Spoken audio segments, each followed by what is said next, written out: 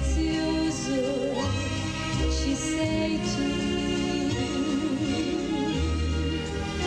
Al di là del sogno più ambizioso ci sei tu. Al di là delle cose più belle, al di là delle stelle ci sei tu. Al di là ci sei tu per me, soltanto per me. Al di là del mare più profondo ci sei tu. Al di là dei limiti del mondo ci sei tu. Al di là della volta infinita, al di là della vita ci sei tu. Al di là ci sei tu per me. La la la la, la la la la, la la la la.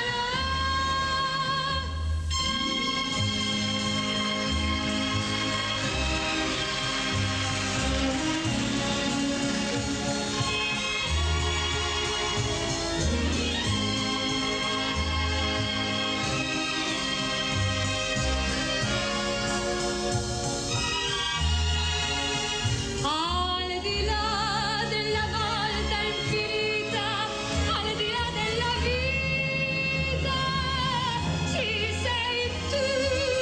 Al di là ci sei tu per me. La la la la, la la la la, la la la la, per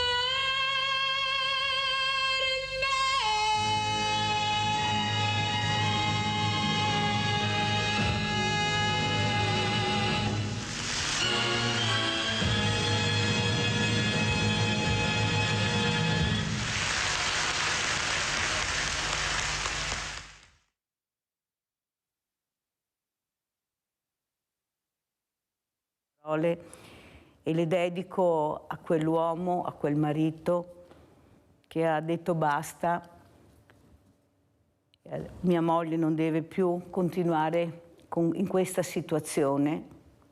La dedico anche a lei, poveretta, ma la dedico soprattutto a tutte quelle persone che non riescono a capire dove può arrivare l'amore, questo bene assoluto tra due persone diversamente giovani che fanno una vita assieme e poi purtroppo arrivano queste malattie devastanti tipo l'ictus, dove non vengono accettate da certi familiari perché non è più tua moglie, vedi che non è più la vita che facevi assieme a lei, a questa adorata moglie. Quante volte sentiamo che si tolgono la vita o muoiono a distanza di pochissimo tempo. C'è un filo conduttore, il filo di Arianna lo chiamo io, un filo che non si sa dove porta, ma porta in qualche posto, che è l'amore. L'amore smisurato uno verso l'altro.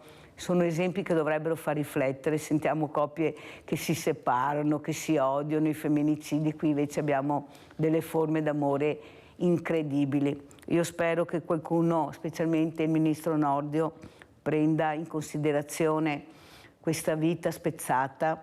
Questo uomo avrà sbagliato perché non deve assolutamente passare messaggio, non ce la faccio più, uccido la moglie o la sorella. No, non deve passare questo messaggio, ma non deve neanche passare il messaggio che li lasciamo completamente soli a decidere, senza supporto, senza niente. Siamo nel 2023, si parla di milioni di euro per la pista da bob, per le guerre, e non si parla di aiuti alle persone. Penso che sia giunto il momento veramente di intervenire. Questa mattina vi presento subito altri due ospiti. Abbiamo Alfonso Lorenzetto, fotografo, che poi spiegherà perché è qui, e abbiamo anche collegato da Prato il dottor Marco Betti, ricercatore Federsanità Toscana. Abbiamo la Toscana. Buongiorno dottor Betti. Buongiorno. Buongiorno Lorenzetto. Allora, dottor Betti, io partirei proprio con lei di questo caso drammatico che è successo da noi, di questo marito che ha ucciso la moglie con una coltellata perché è arrivata a casa dopo un ictus dall'ospedale completamente allettata, solo perché sì, la figlia aveva cercato di prendere lei in mano la situazione, ma tra il lavoro, tra una cosa e tra l'altra, questo uomo si è sentito solo, ma soprattutto non accettava di vivere una vita in queste condizioni assieme alla moglie. Io penso, dottor Betti, che il problema del contatto umano, di vedere come vivono queste persone, dovrebbe essere fatto prima, nel momento che l'anziano rimane solo a casa e la moglie viene portata in ospedale. È là che dovrebbe iniziare il supporto, vedere chi è questa persona, perché ha un nome, un cognome, un indirizzo, come vive, i rapporti che hanno, perché non possiamo continuare a dire o a passare il cerino, è colpa del sindaco, è colpa dell'ULSS, è colpa del sociale, è colpa, sì, ci sono tante colpe purtroppo. Cosa ci dice, dottor Betti? Allora, intanto la ringrazio per avermi invitato, ringrazio gli ospiti e i telespettatori. Come altre volte mi è capitato di fare quando partecipo a questa trasmissione, voglio cercare di essere il più propositivo possibile. Quello che avete raccontato è il dramma che tantissime famiglie si trovano a dover gestire, sia con gli anziani, sia con i disabili, sia con i figli, e diciamo dal punto di vista organizzativo segnala i ritardi della cosiddetta sanità territoriale. Ne abbiamo sentito parlare tantissimo durante il Covid, di un modello sanitario prevalentemente centrato sugli ospedali, ma meno sulla sanità territoriale, che è proprio che riguarda proprio questi aspetti qui, l'idea di una presa in carico complessiva della persona, che non è solo cura, non è solo assistenza ospedaliera, ma anche assistenza sociale, assistenza psicologica. E su questo la riforma del PNRR, il cosiddetto DM77, propone un modello importante di trasformazione, dove all'interno delle case di comunità si prevede un accesso unico, la presa in carico multidimensionale da parte di professionisti diversi, quindi non solo professionisti sanitari, ma anche psicologi, ma anche assistenti sociali, perché appunto la salute è un qualcosa che va oltre la cura ospedaliera, è un qualcosa di molto più complesso. È molto importante far sentire vicine alle persone quando escono dall'ospedale o prima di entrare all'ospedale, far sentire loro che esiste un sistema di servizi che integra sociale e sanitario. Per quello lei giustamente parlava degli scontri che ci sono tra le ULSS e tra gli enti locali. Nella prospettiva del DM77 questa cosa dovrebbe essere gradualmente superata. Ci vorrà del tempo, non è una sfida facile, perché integrare cose diverse è sempre molto complicato, è tanti anni che se ne parla, ma adesso credo che le regioni siano arrivate a un punto di svolta. Ci sono le risorse, ci sono i modelli, e tra l'altro è di pochi giorni fa la notizia che la Regione Veneto è stata tra le prime a implementare il modello di infermiere di comunità, che va proprio in questa direzione, l'idea di avere un'assistenza 24 ore su 24 da parte di professionisti diversi nella propria abitazione, perché l'abitazione deve diventare il primo luogo di cura, perché a casa ci si sente più protetti, abbiamo vicino alla famiglia, vicino alla propria comunità. Quindi, Betti, come dire, sono fiducioso. Però è anche vero che prima che parta il tutto, l'ambaradan, con la burocrazia che c'è, ce ne passa del tempo. Allora io mi domando, visto che io vivo su un territorio dove le associazioni di volontariato sono un fiore all'occhiello, perché superiamo i 6.000, a quasi 7.000 associazioni di volontariato, sarebbe giunto il momento di cercare di avvicinare di più il mondo del volontariato a queste situazioni, perché abbiamo delle associazioni che si occupano proprio di questo, aiuto all'anziano, alla persona diversamente giovani, a supportarla, perché siamo molto divisi. E dov'è il freno più grande? La privacy. Io non posso arrivare perché non so il nome e il cognome della persona, non so dove abita, perciò è inutile che diciamo abbiamo 7.000 associazioni di volontariato se poi troviamo l'anziano morto in casa, quello che è successo, il disabile che non ha il supporto perché non riesco ad arrivare. Capisce che ci sono dei paletti che vanno oltre la volontà, proprio dei paletti burocratici che non ci permettono di fare il nostro lavoro, il lavoro del volontariato che serve anche a questo. Prego, dottor Betti. Allora, lei ha toccato un tema cruciale che è quello della privacy. Io non sono un esperto, quindi come dire, faccio una considerazione più generale. È vero, per alcuni aspetti la privacy diventa un ostacolo, perché non avere accesso a alcune informazioni per associazioni sul territorio, ma anche per integrare alcune prestazioni, diventa un po' più complicato. Però è anche vero che, soprattutto quando si parla di dati sanitari, la privacy è un aspetto che deve essere tutelato, perché noi siamo abituati a ragionare in un sistema che è pubblico, magari con alcune quote legate al privato accreditato, ma comunque finanziate dal pubblico. In un sistema che invece non si sa se in futuro potrà diventare privato o con componenti maggiori di carattere assicurativo, avere accesso a quelle informazioni per i soggetti privati può diventare un rischio per i cittadini, quindi bisogna fare molta attenzione. Qual è, diciamo, la soluzione? La soluzione che è stata trovata è quella delle case di comunità, perché nelle case di comunità dovranno partecipare anche le associazioni del terzo settore. La ricchezza dei territori in termini di volontariato, di risorse, di comunità dovrà essere valorizzata, e lì, diciamo, si cercherà di ricomporre, di superare anche queste distorsioni. Ha ragione rispetto ai tempi, come dicevo, sono anni che si parla di questi processi, perché la disabilità e la non autosufficienza sono fenomeni che conosciamo bene da diversi anni. Spesso anche in famiglia sfortunatamente siamo costretti a vivere le inefficienze. È caduta la linea? Però, no. Il PNRR ha delle scadenze chiare. Dovranno queste strutture, le case della comunità, le centrali operative territoriali, gli ospedali di comunità, dovranno essere terminate e funzionanti entro giugno 2026. Lei ha perfettamente ragione, dottor Berti, ma mi dispiace dirlo, forse sarà anche a conoscenza. Noi abbiamo fatto le case di comunità, ci sono, ma sono chiuse perché non abbiamo il personale all'interno. Perciò abbiamo pensato al cemento prima di pensare al servizio alla persona. Forse andava fatto l'inverso, a mio avviso, visto la situazione che viviamo giornalmente, specialmente qui diversamente giovani. Allora, Lorenzetto, se lei dovesse fare una fotografia, fotografare questo mondo un po' particolare che è il mondo del diversamente giovane, ma anche il mondo delle fragilità, e là c'è un mondo a 360 gradi, dal giovane a tutti. Come la fotograferebbe in questo momento questa realtà che veramente facciamo fatica a non supportare perché sentiamo la necessità di fare questo?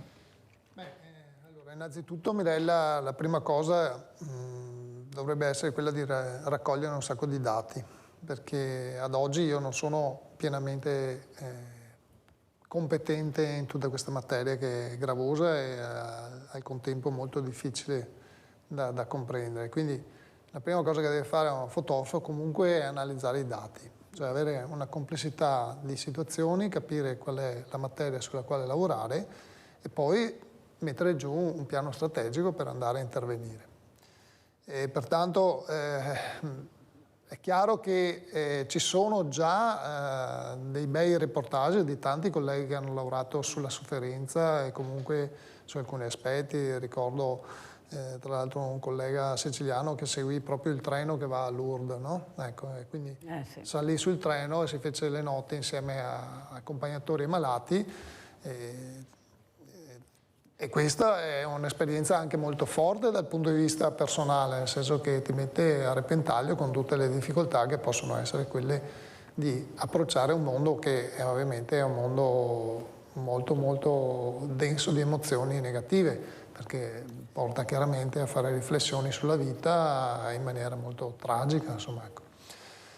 Detto questo, io cerco di concentrarmi su cose positive. Adesso sentiamo invece cosa fa Lorenzetto. Come tutte le persone che vogliono vivere una vita felice, cerco di guardare a quelle che sono le emozioni positive che possiamo portare nel nostro campo, no?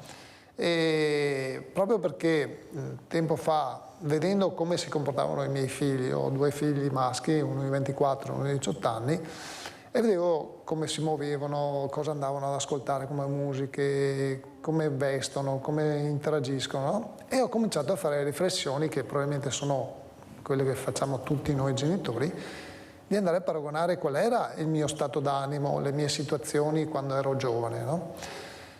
Allora, diventando diversamente giovane, sono domande che ti poni sempre più in maniera forte, no? Come mi comportavo? Come erano i miei anni? Cosa ho vissuto io nella mia gioventù? Qual era l'atmosfera che gravitava intorno?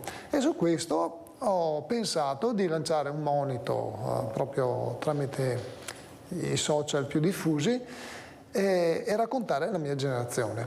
E da qua è nato il progetto My Generation 80, che è praticamente la generazione di persone che sono state giovani negli anni 80. E raccontarlo in fotografia vuol dire non solo metterci il viso e la faccia delle persone che oggi possono avere tra i 50 e i 60 anni, no? Ma soprattutto portare dentro delle influenze di quegli anni, cioè come ci vestivamo, che musica ascoltavamo, quali erano i libri che hanno cambiato la nostra vita, no?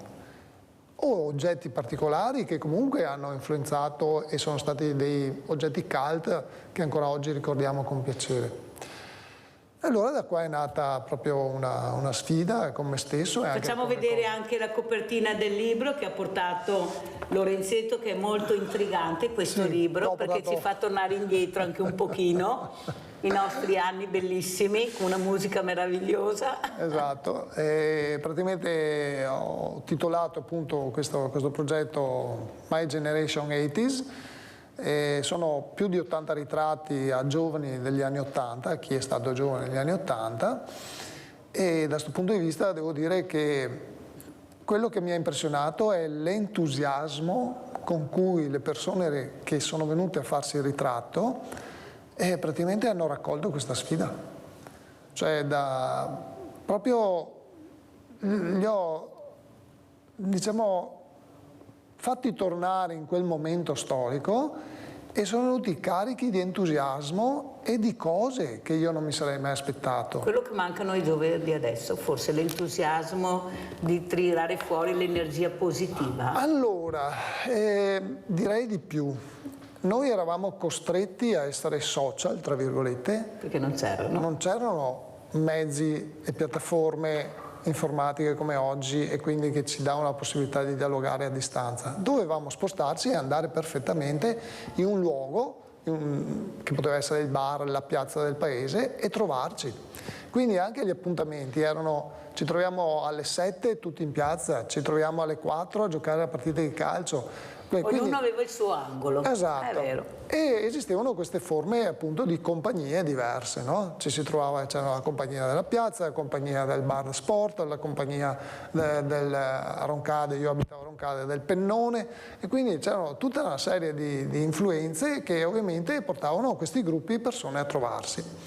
Allora io ho dato proprio, anzi direi di più, ho lanciato questo sasso nello stagno, e i centri concentrici che si sono aperti sono stati incredibili, perché ho avuto veramente tantissime chiamate, cioè tramite appunto Facebook mi contattavano, mi dicevano voglio partecipare anch'io, come faccio, cosa devo portare, quindi proprio questa grande gioia che ho sollevato in loro. La comunità si è riunita. Ecco, direi di più. La comunità, diciamo. Si è riunita, ma soprattutto si è sentita parte di un'esperienza e di un modo di essere. E ne va anche fiera allora. Ne va fiera, e la cosa che proprio ho visto più saliente è che in effetti noi ragazzi degli anni 80 abbiamo preso quel modo di essere, quel costume, e ce lo stiamo portando appresso. Se lei guarda il modo di vestire e di essere di quella generazione, non è quella che poteva essere quella prima. Cioè io penso a mio padre, io non l'ho mai visto con i jeans. Oggi io ho 60 anni quasi e le sneakers sono, voglio dire, un classico, e la polo ce la portiamo sempre. Quindi siamo rimasti, tra virgolette, evergreen. Vestire casual. Abbiamo il nostro Rinaldo. Ciao Rinaldo. Mirella, e buongiorno ai tuoi ospiti. Parlando del fatto di quel signore quel signore che ha ucciso la moglie, è un fatto che deve farci riflettere, perché uno vede passare 3/4 della sua vita con la moglie, con la famiglia, vederla intestato così, aiutata da nessuno, se non dà più nessuno, se non dà una figlia che è una roba che ti porta a fare certi gesti, perché l'amore che ha verso questa persona, i ricordi, tutto quanto della vita, vederla ogni giorno così, è un tormento. Mica un fratello mio che è la mia età, l'altro anno ha fatto un itus, è in carrozzera, non parla, va bene, e non si muove. A vederlo è un tormento, adesso dobbiamo portare a Camillo Lido, che è, va bene, ma perché ha 3 bravi fiori che a turni lo porta in giro a cosarsi, ma le istituzioni non fanno niente, e queste case di decoro che ha da fare, non serve niente, i dei castelli di sabbia fatti sull'acqua, perché ha da mettere posto, che istituzioni che già preposte per stare vivo queste persone, non parlare di nuove che andrà in vigore tra 10 anni, ma cosa siamo Dio a dire? Ma cosa vuol dire per dire? Chi se Dio fa cosa? Dottori non ve n'è, chi va a togliere una visita non domani, i fanno morire tutti i vecchi, Mirella, ma non siamo Dio a capire che per persone anziane non le serve più, altro è quello che fa il fotografo è una bella storia, dico 20 anni più del fotografo, veniva lì da fare 10 libri, perché era un altro tipo di vita ancora quando vedeva film. Allora cosa vuol dire? Ad aiutare la povera gente, stare vicino a queste persone, perché io so che ti dà una mano da vedere in casa. Se in qualche caso ti demanda anche qua, do i cannelli per darlo, per farlo, ma non basta, uno che è solo, dopo il salvero, ognuno lo sviluppa su una maniera, a questa povera gente bisogna stare Dio, dare la possibilità, insomma, è del disastro grande e non cambierà mai, e non è vero queste case di cose che sta adesso, non che sei dottori, non gli ingegneri, dove mai trovare? Tutto a pagamento, perché adesso chi è medicina non intera più, che fa 3-4 giorni in farmacia, perché non ci sono. Non le fabbricano più. Grazie perché... Rinaldo, devo andare avanti, se no non ce la faccio, devo far rispondere anche il dottor Betti che rappresenta non il Veneto ma la Toscana questa mattina, perciò un'altra realtà, prego, perché anche da regione a regione cambiano certe cose, dottor Betti.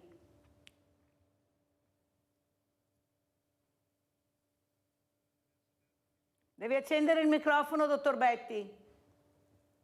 Scusate. Prego. Sì. No, ha ragione Mirella, i sistemi sanitari cambiano tantissimo tra le diverse regioni italiane, l'Italia è un paese molto lungo, quindi come dire, abbiamo situazioni molto differenziate, però come dicevo anche in un'altra trasmissione dobbiamo pur nelle criticità ritenerci fortunati, perché sia Toscana che Veneto sono regioni dove comunque l'assistenza sociosanitaria almeno è nell'agenda dei governi, quindi poi c'è tanto da fare perché io capisco bene la sfiducia della persona che ha chiamato, perché l'invecchiamento della popolazione è un fenomeno di questa generazione.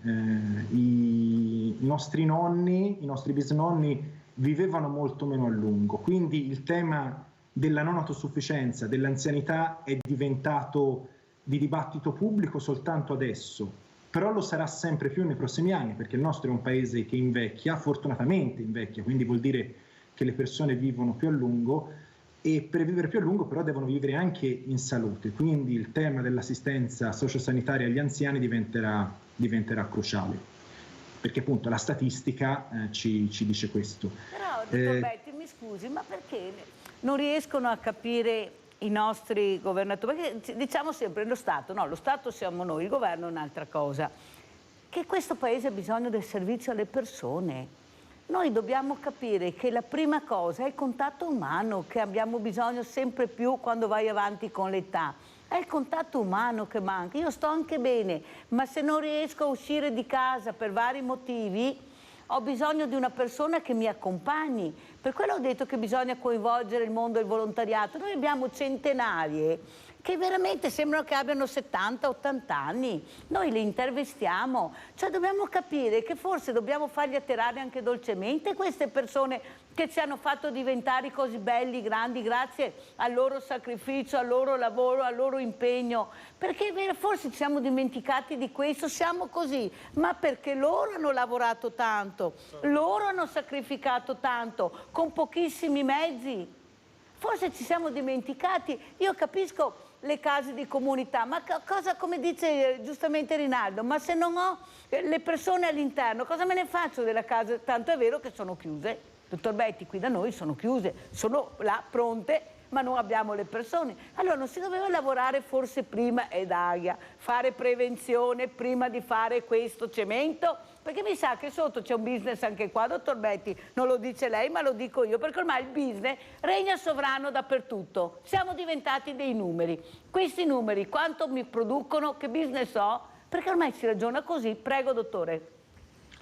No, allora sicuramente in Italia noi arriviamo sempre tardi a tutto, quindi questi sono, nel dibattito scientifico sono anni che si parla appunto di prevenzione, si parla di silver economy, cioè di un'economia legata alle persone che hanno i capelli bianchi, però se ci pensa nel dibattito noi siamo abituati a considerare gli anziani come un gruppo unico.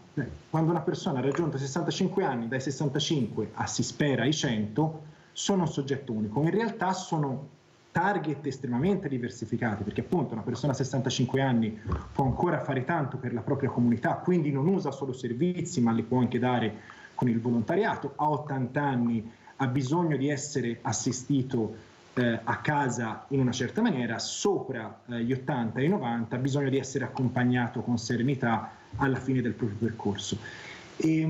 Io sono sicuro che ci arriveremo nei prossimi anni. Io capisco il disappunto della persona che ha chiamato dicendo ma non si può parlare, i problemi sono ora, i disagi sono ora e non si può rilanciare la palla a 10 anni, però sono sicuro che nei prossimi anni ci arriveremo, perché ormai la questione di un anziano solo in casa o di una persona disabile o non autosufficiente riguarda tutte le famiglie, perché tutti noi abbiamo un nonno, un genitore che si trova in una situazione simile e che ha bisogno di essere accompagnato sia dal punto di vista sanitario che, come diceva Mirella, dalle interazioni sociali, perché è bene vivere più a lungo, però è importante vivere in buona salute e le relazioni sociali sono fondamentali per vivere in buona salute. Quindi secondo me ci arriveremo, ci vorrà ancora un po', ma il percorso è tracciato. Voglio dare questa pillola di ottimismo. Sì, va bene, dottor Betti, sono io la pessimista, ma voglio essere pessimista perché è là che voglio colpire, perché io ho capito che ci arriveremo, ma intanto a quelli che ci sono dobbiamo cercare anche di supportarli, e questo lo fa solo il mondo del volontariato, non c'è niente da fare. Quello che può arrivare è il mondo del volontariato, in attesa che si riesca a capire che arriveranno anche altri strumenti. Pubblicità.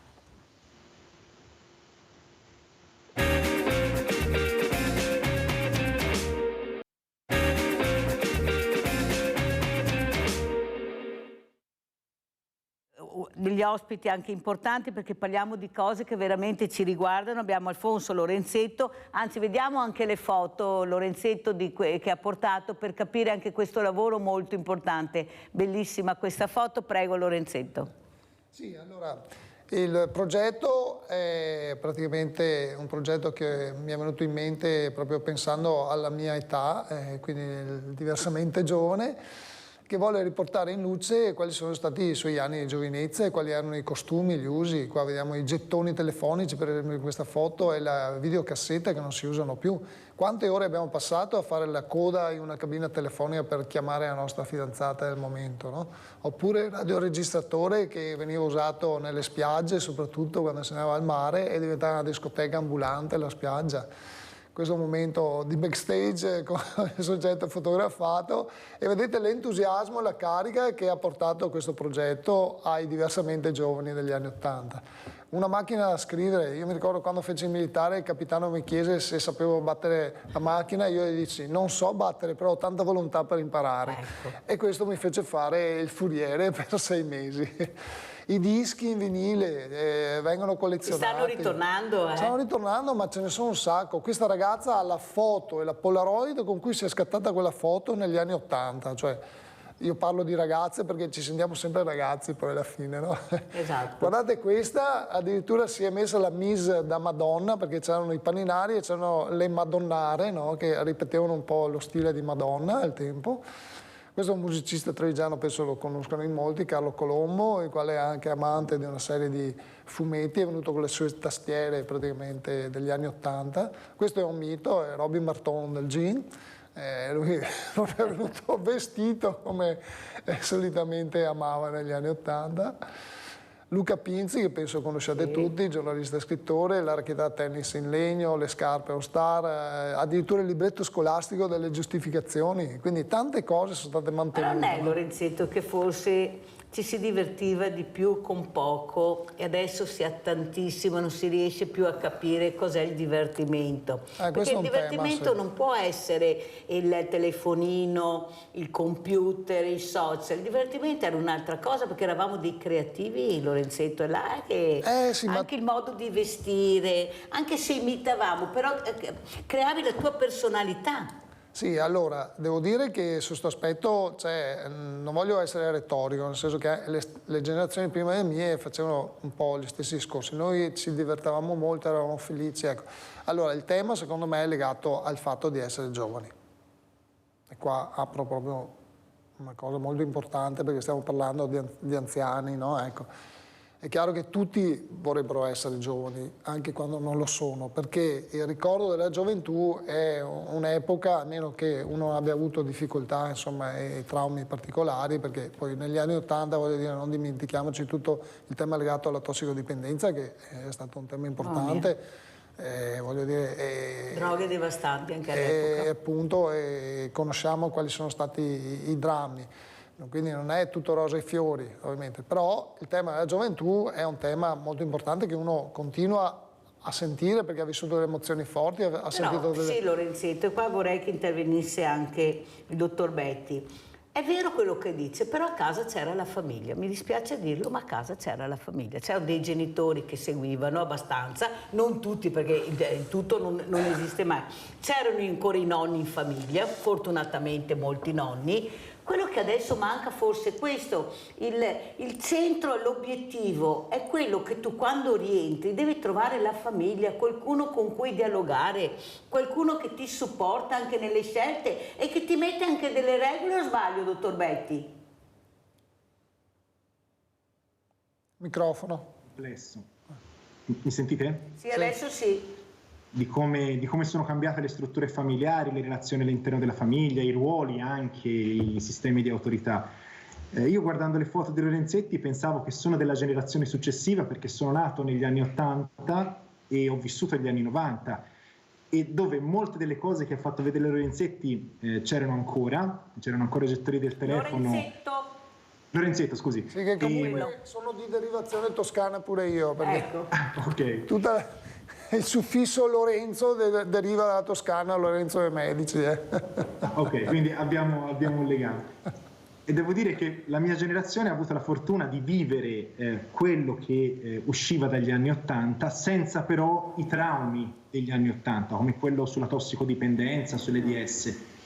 Diciamo che la nostra generazione, quella di chi è nato nel 1982, ha avuto anche un'attenzione molto forte al tema delle droghe. Noi siamo stati, appunto, per via di quello che era successo negli anni '80, educati molto su questo tema. Ecco, forse io credo che questo andrebbe recuperato, cioè il tema dell'uso delle sostanze, di come si gestiscono e si usano, anche un uso consapevole in alcuni casi di alcune sostanze, dovrebbe essere rimesso al centro, perché anche il mondo degli stupefacenti è molto cambiato e non c'è nessuna informazione. La cosa che in termini generazionali ho vissuto sulla mia pelle è che rispetto a quando ero adolescente, con un adolescente di ora, sono cambiati completamente i confini. Cioè i miei confini erano della città, io sono di Prato, tutt'al più potevo andare a Firenze o al mare in treno. Adesso penso, anche per fortuna, chi ha 20 anni adesso come confini al mondo, quindi può informarsi su tutto, ha una mobilità diversa, e questo un po' magari può lasciare anche spaesati, perché si perdono alcuni punti di riferimento. No, su questo, se posso intervenire, dottore, colgo la palla al balzo, perché lei ha perfettamente ragione su questo aspetto. E lo sto vedendo con i miei figli proprio, nel senso che per noi al tempo avere il motorino e più delle volte dovevamo conquistarcelo andando a lavorare praticamente nei mesi estivi, nel periodo di vacanze scolastiche, e grazie a Dio si poteva lavorare anche a 14-15 anni, quindi era più facile magari approvvigionarsi, però c'era una trasmissione da famiglia, la famiglia ti dava l'input per andare al lavoro, ok? Era facile trovare lavoro anche nelle aziende, piccole aziende. Io ho fatto l'apprendista meccanico per 3 mesi, voglio dire a 14 anni, appena uscito dalla terza media, e poi ogni vacanza scolastica andavo a lavorare, tant'è vero che poi io, facendo anche il fotografo, sono andato a lavorare a fare il fotografo sulle spiagge qua del litorale di Jesolo, ma quello che sta dicendo lei è proprio vero, è la dimensione della possibilità di spostarsi. E le do un paragone proprio. Io andare a Jesolo, che sono a 40 km da qua, mi sembrava di aver toccato il cielo, cioè ero uscito dalla dimensione familiare, dal contesto del paese e ero andato in un altro luogo molto più distante che mi consentiva di essere il giovane che volevo essere. Al contempo mio figlio, 18 anni, ha scelto quest'estate di andare alla pari in Danimarca a fare 3 settimane di lavoro, quindi alla pari, scambio vitto alloggio per lavoro, in un agriturismo in Danimarca, a 80 km da Copenaghen. Ha fatto tutto lui, se l'è selezionato, noi ovviamente abbiamo monitorato come genitori, però queste sono le scelte che ti consentono di ampliare ovviamente il raggio d'azione grazie proprio alla possibilità di facili spostamenti, perché l'aereo per andare a Copenaghen costa meno che andare in treno a Roma tante volte. Allora dobbiamo porci questo problema, che è cambiato il mondo, sì, perché è cambiata la possibilità di viaggiare, di aprirsi nei confronti del mondo. E anche perché veramente questi ragazzi hanno forse quella marcia in più che non avevamo noi, dove veramente la mente è molto più aperta, perché diciamo la verità, hai la possibilità, ma perché sei cresciuto anche in un ambiente diverso che la mente te la puoi aprire, noi non è Sì, che avevamo tutte queste possibilità. Se posso, su questo adesso, Mirella influisce molto la tecnologia, ragazzi. È fondamentale la ricerca che dove è arrivata, la tecnologia, la ricerca e la scienza hanno fatto passi da gigante nel giro di pochissimi anni. Cosa dice dottor Becchi?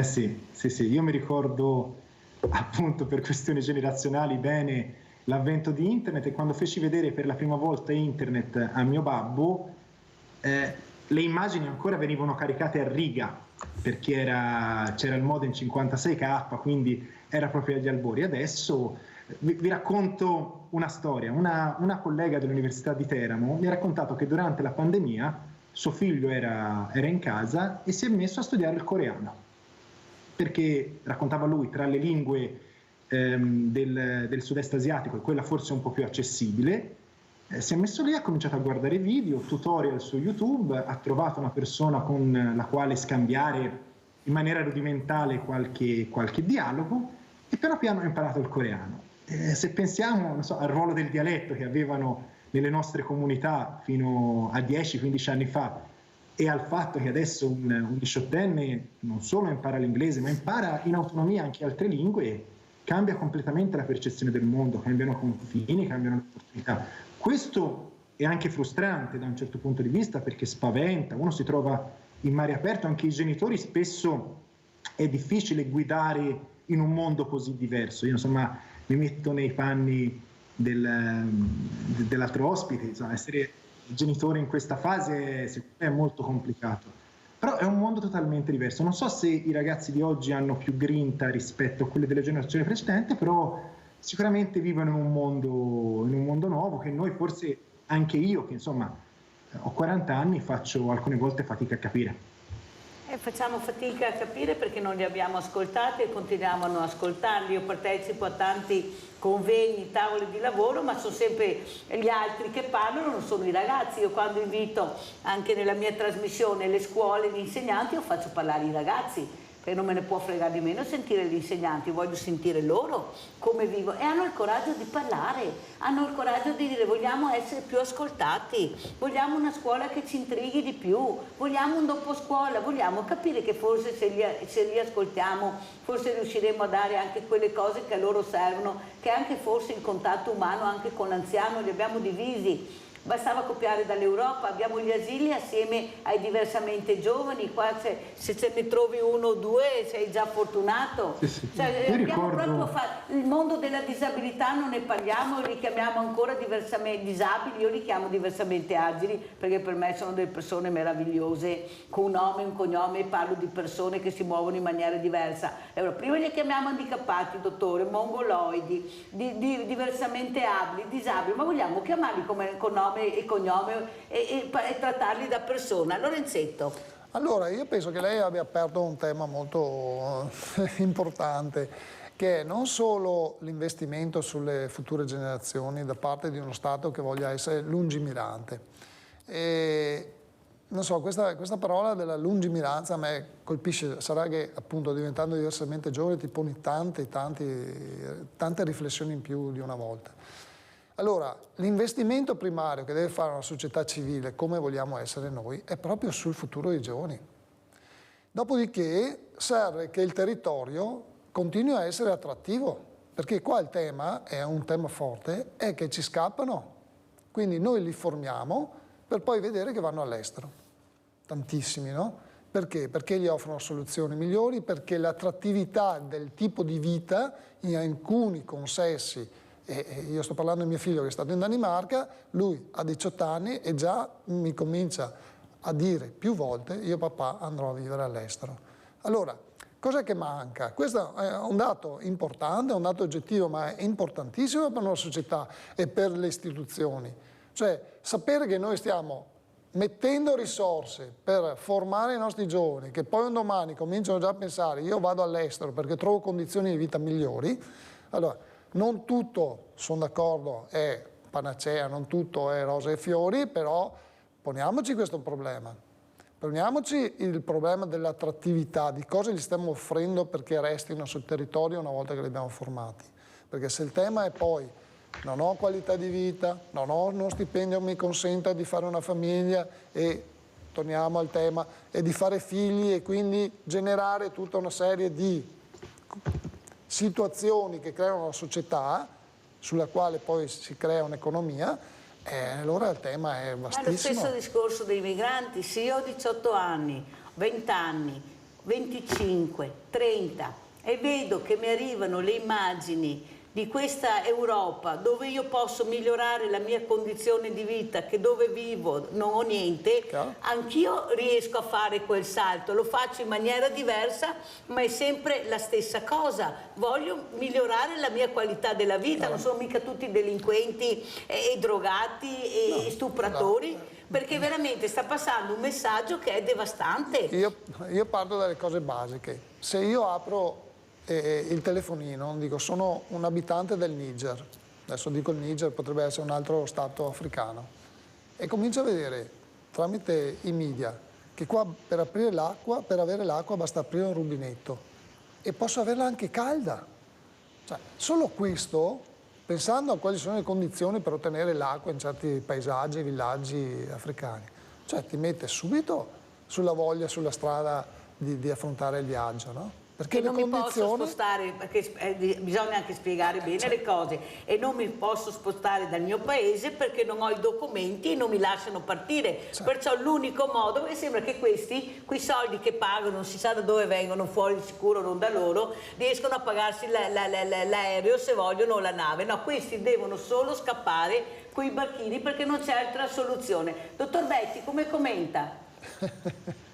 No, anche questo è un tema complesso. Penso al Veneto degli anni 70, a una regione che era molto povera, che alla fine dell'Ottocento aveva sperimentato la pellagra, dove tante persone erano fuggite in Sud America perché appunto si mangiava solo polenta e era difficile sopravvivere, alla spinta di emancipazione che è stato lo sviluppo degli anni 70, la possibilità che tante persone hanno avuto di creare una propria azienda, diventare indipendenti, avere una vita migliore per sé e per i propri figli. E questa è stata una spinta di emancipazione pazzesca che ha avuto una mobilità sociale enorme e ha arricchito il Veneto e di riflesso anche il paese. È successo qualcosa di simile anche in Toscana, sempre in quegli anni, con i distretti industriali.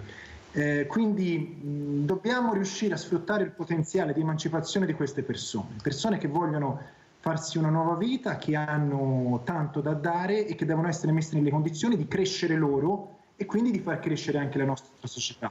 Il tema dell'attrattività è un tema reale.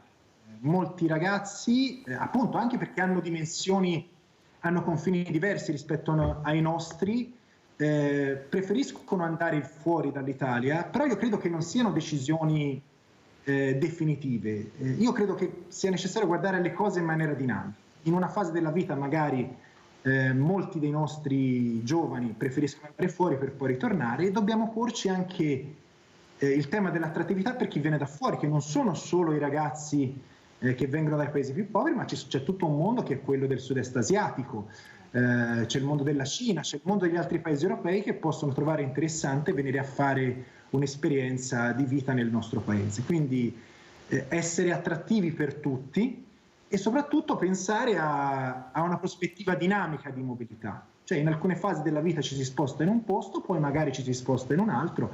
Insomma, cominciano ad esserci anche molte ricerche su pensionati tedeschi che vanno a passare una parte della loro vita in Belgio, in Portogallo, nel sud della Spagna, nei paesi del Nord Africa.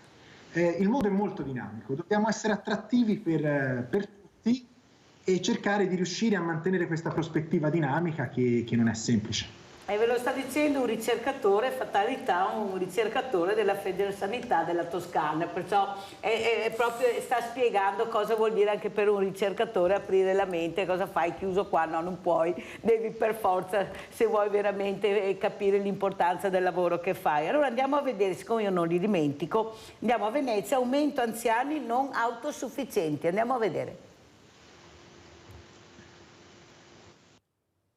Dal 2011 in Veneto il numero di anziani fragili e a rischio non autosufficienza è triplicato.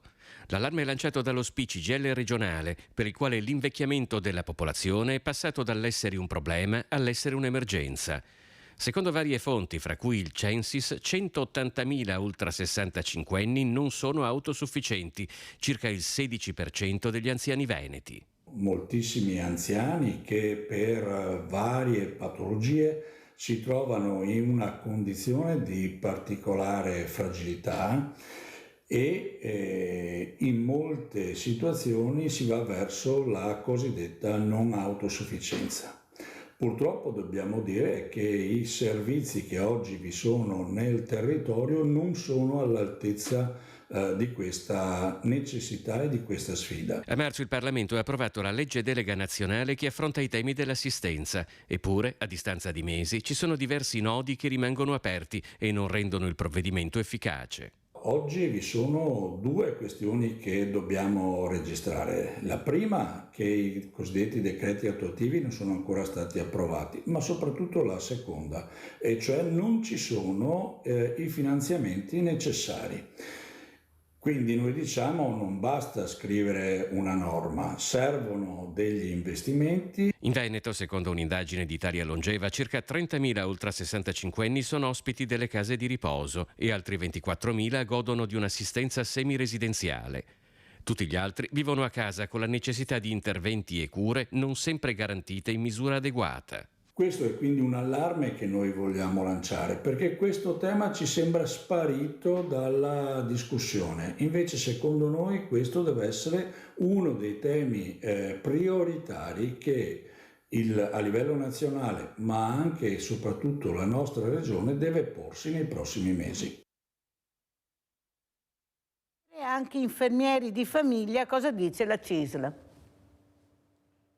Infermieri di famiglia è la ricetta che come CISL di Venezia, assieme alle categorie pensionati della funzione pubblica e della FIASCAT, abbiamo identificato come una possibile soluzione per cercare di aggredire il problema delle liste d'attesa. A richiedere all'ASL 3 Serenissima un serio investimento sull'infermiere di famiglia per prendere in carico i bisogni dei cittadini è Dario De Rossi della segreteria CISL Venezia. Dopo la riunione tenutasi nei giorni scorsi presso la sede dell'ASL, dove si è fatto il punto della situazione su una delle voci più fragili del sistema sanitario locale, le liste d'attesa e le visite specialistiche. Ci si è resi conto da uno studio fatto dall'ASL che il problema della appropriatezza va a incidere molto sulle lungaggini delle liste di attesa e delle liste di galleggiamento.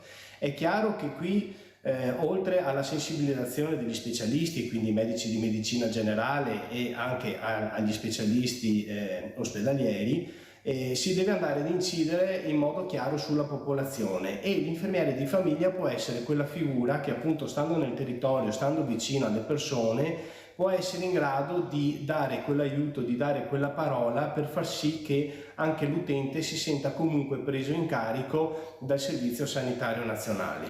Si chiede di investire sull'infermiere di famiglia all'azienda sanitaria perché è in grado di offrire delle prestazioni sanitarie anche a casa. Apprezziamo il lavoro svolto dall'azienda sanitaria, anche se restiamo perplessi perché sì, si stanno riducendo le liste di galleggiamento, ma resta il fatto che per fare alcune prestazioni i cittadini devono aspettare anche molti mesi. Ciò comporta inevitabilmente che questi si rivolgano al privato, ma per chi non arriva a fine mese non resta che attendere. Quindi, a nostro avviso, un investimento su questa figura professionale, che però inevitabilmente deve partire da cosa? Deve partire a livello nazionale, da andare a valorizzare maggiormente questa professione.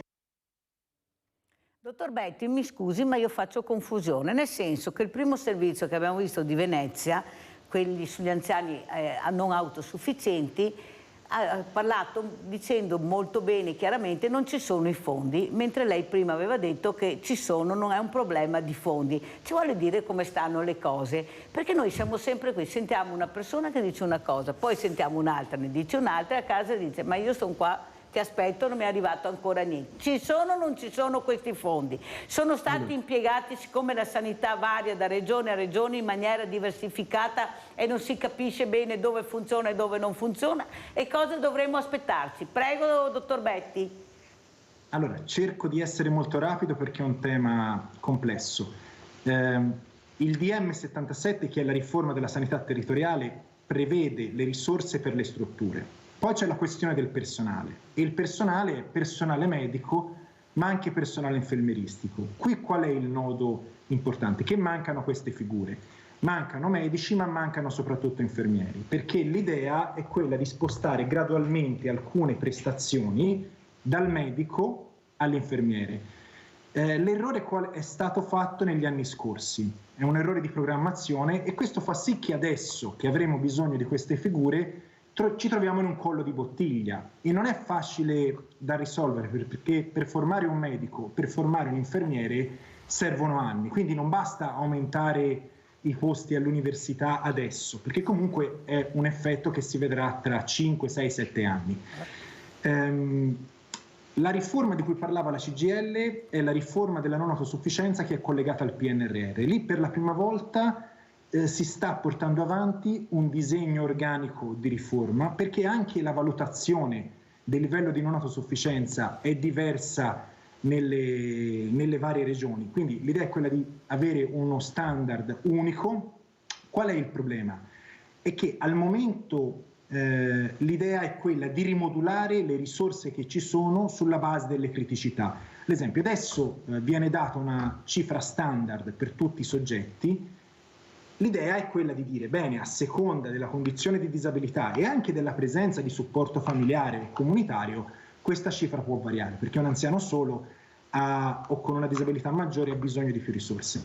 E questa è una cosa complessa, perché, come dire, le stesse associazioni fanno un po' di resistenza, perché si perde quello che siamo sicuri di avere oggi per qualcosa che forse arriverà domani, e quindi c'è un po'... Per fortuna che ha usato la parola idea, meno male, dottor Betti, perché almeno sappiamo che è un'idea, e allora aspettiamo con calma. Io devo salutarla veramente e la ringrazio, dottor Betti, per essere stato con noi. Grazie veramente. Sentiamo anche come chiude Lorenzetto. Ecco, come vogliamo chiudere Lorenzetto, come ci saluta? Ma allora, sempre con il bicchiere mezzo pieno, nel senso che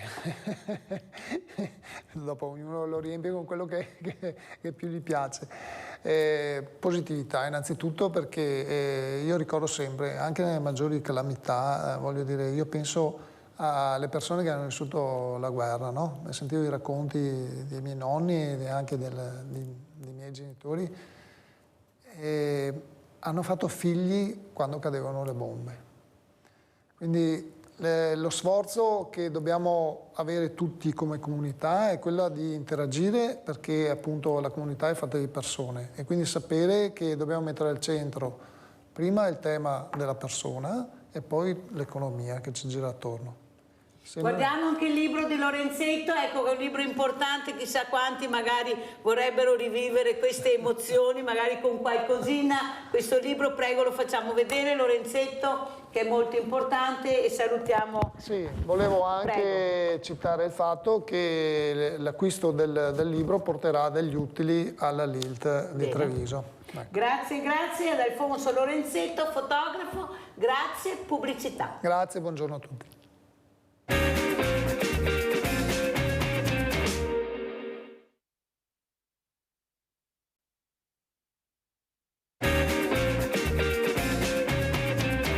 Presento altri graditi ospiti, abbiamo in presenza Umberto Tronchin, presidente AUSE provinciale di Treviso, associazione di promozione molto importante sul sociale, e abbiamo collegata anche da Vicenza Anna Albarello Baschirotto, vicepresidente associazione malattie rare Mauro Baschirotto. Buongiorno Anna, ben arrivata Anna Baschirotto. Buongiorno Presidente, buongiorno. Allora abbiamo iniziato a parlare di diversamente giovani, di queste purtroppo patologie, malattie, di questo anziano che purtroppo in un gesto d'amore disperato, ma non deve passare questo messaggio, per carità, ha accoltellato la moglie, purtroppo è morta, ma pensate cosa vuol dire vivere con una persona che non vedi più la stessa persona, che non riesci più a capire come fare a continuare, non essere supportati, tante associazioni di volontariato, ma se non riusciamo a supportare queste realtà che non conosciamo e non ci arriviamo perché c'è la burocrazia,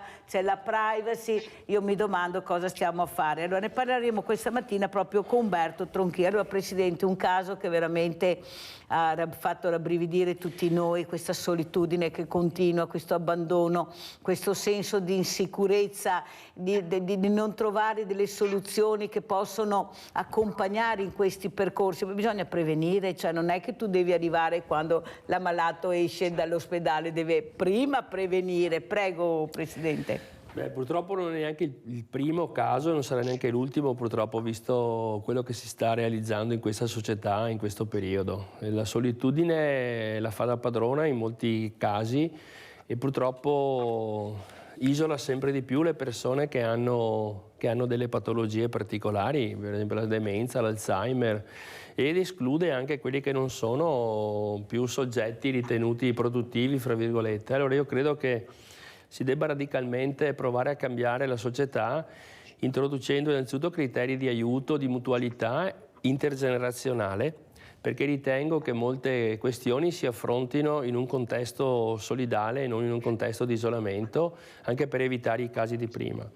Negli scorsi giorni, la giornata dell'Alzheimer, abbiamo festeggiato come associazione con ovviamente il Comune di Treviso, il Comune di Preganziol, i 2 anni di un nostro centro sollievo, e le relatrici di questo convegno hanno tutte detto che il mantenimento cognitivo, il garantire il non decadimento è un processo che deve trovare che avviene attraverso una strada che è la mutualità, l'aiuto, tenersi attivi nella mente e nel fare.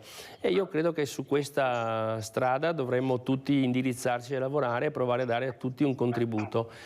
La sperimentazione che abbiamo fatto nei nostri centri sollievo, che ormai hanno 10 anni, sta dimostrando che quando c'è attenzione, quando le persone si sentono in famiglia, quando le persone frequentano una convivialità positiva, quando non si sentono emarginate, quando si sentono trattate considerando la loro storia e il loro stato, le persone di questa cosa trovano un giovamento che di fatto le fa vivere la possibilità di rivederci il giorno dopo e altro, e questo mantiene ovviamente anche una ragione diversa nelle nostre menti. Ecco, penso che fare questo, sviluppare questi concetti sia fondamentale per evitare che gli episodi di questo genere si ripetano. Allora, sentiamo Anna Baschirotto, dottoressa Baschirotto, cosa ci dice anche in questo supporto alle famiglie quando vengono colpite questi figli, queste persone da una malattia rara che non sai a dove andare a sbattere la testa. Per fortuna che ci sono queste associazioni molto importanti anche nel nostro territorio che veramente supportano. Prego, dottoressa Baschirotto.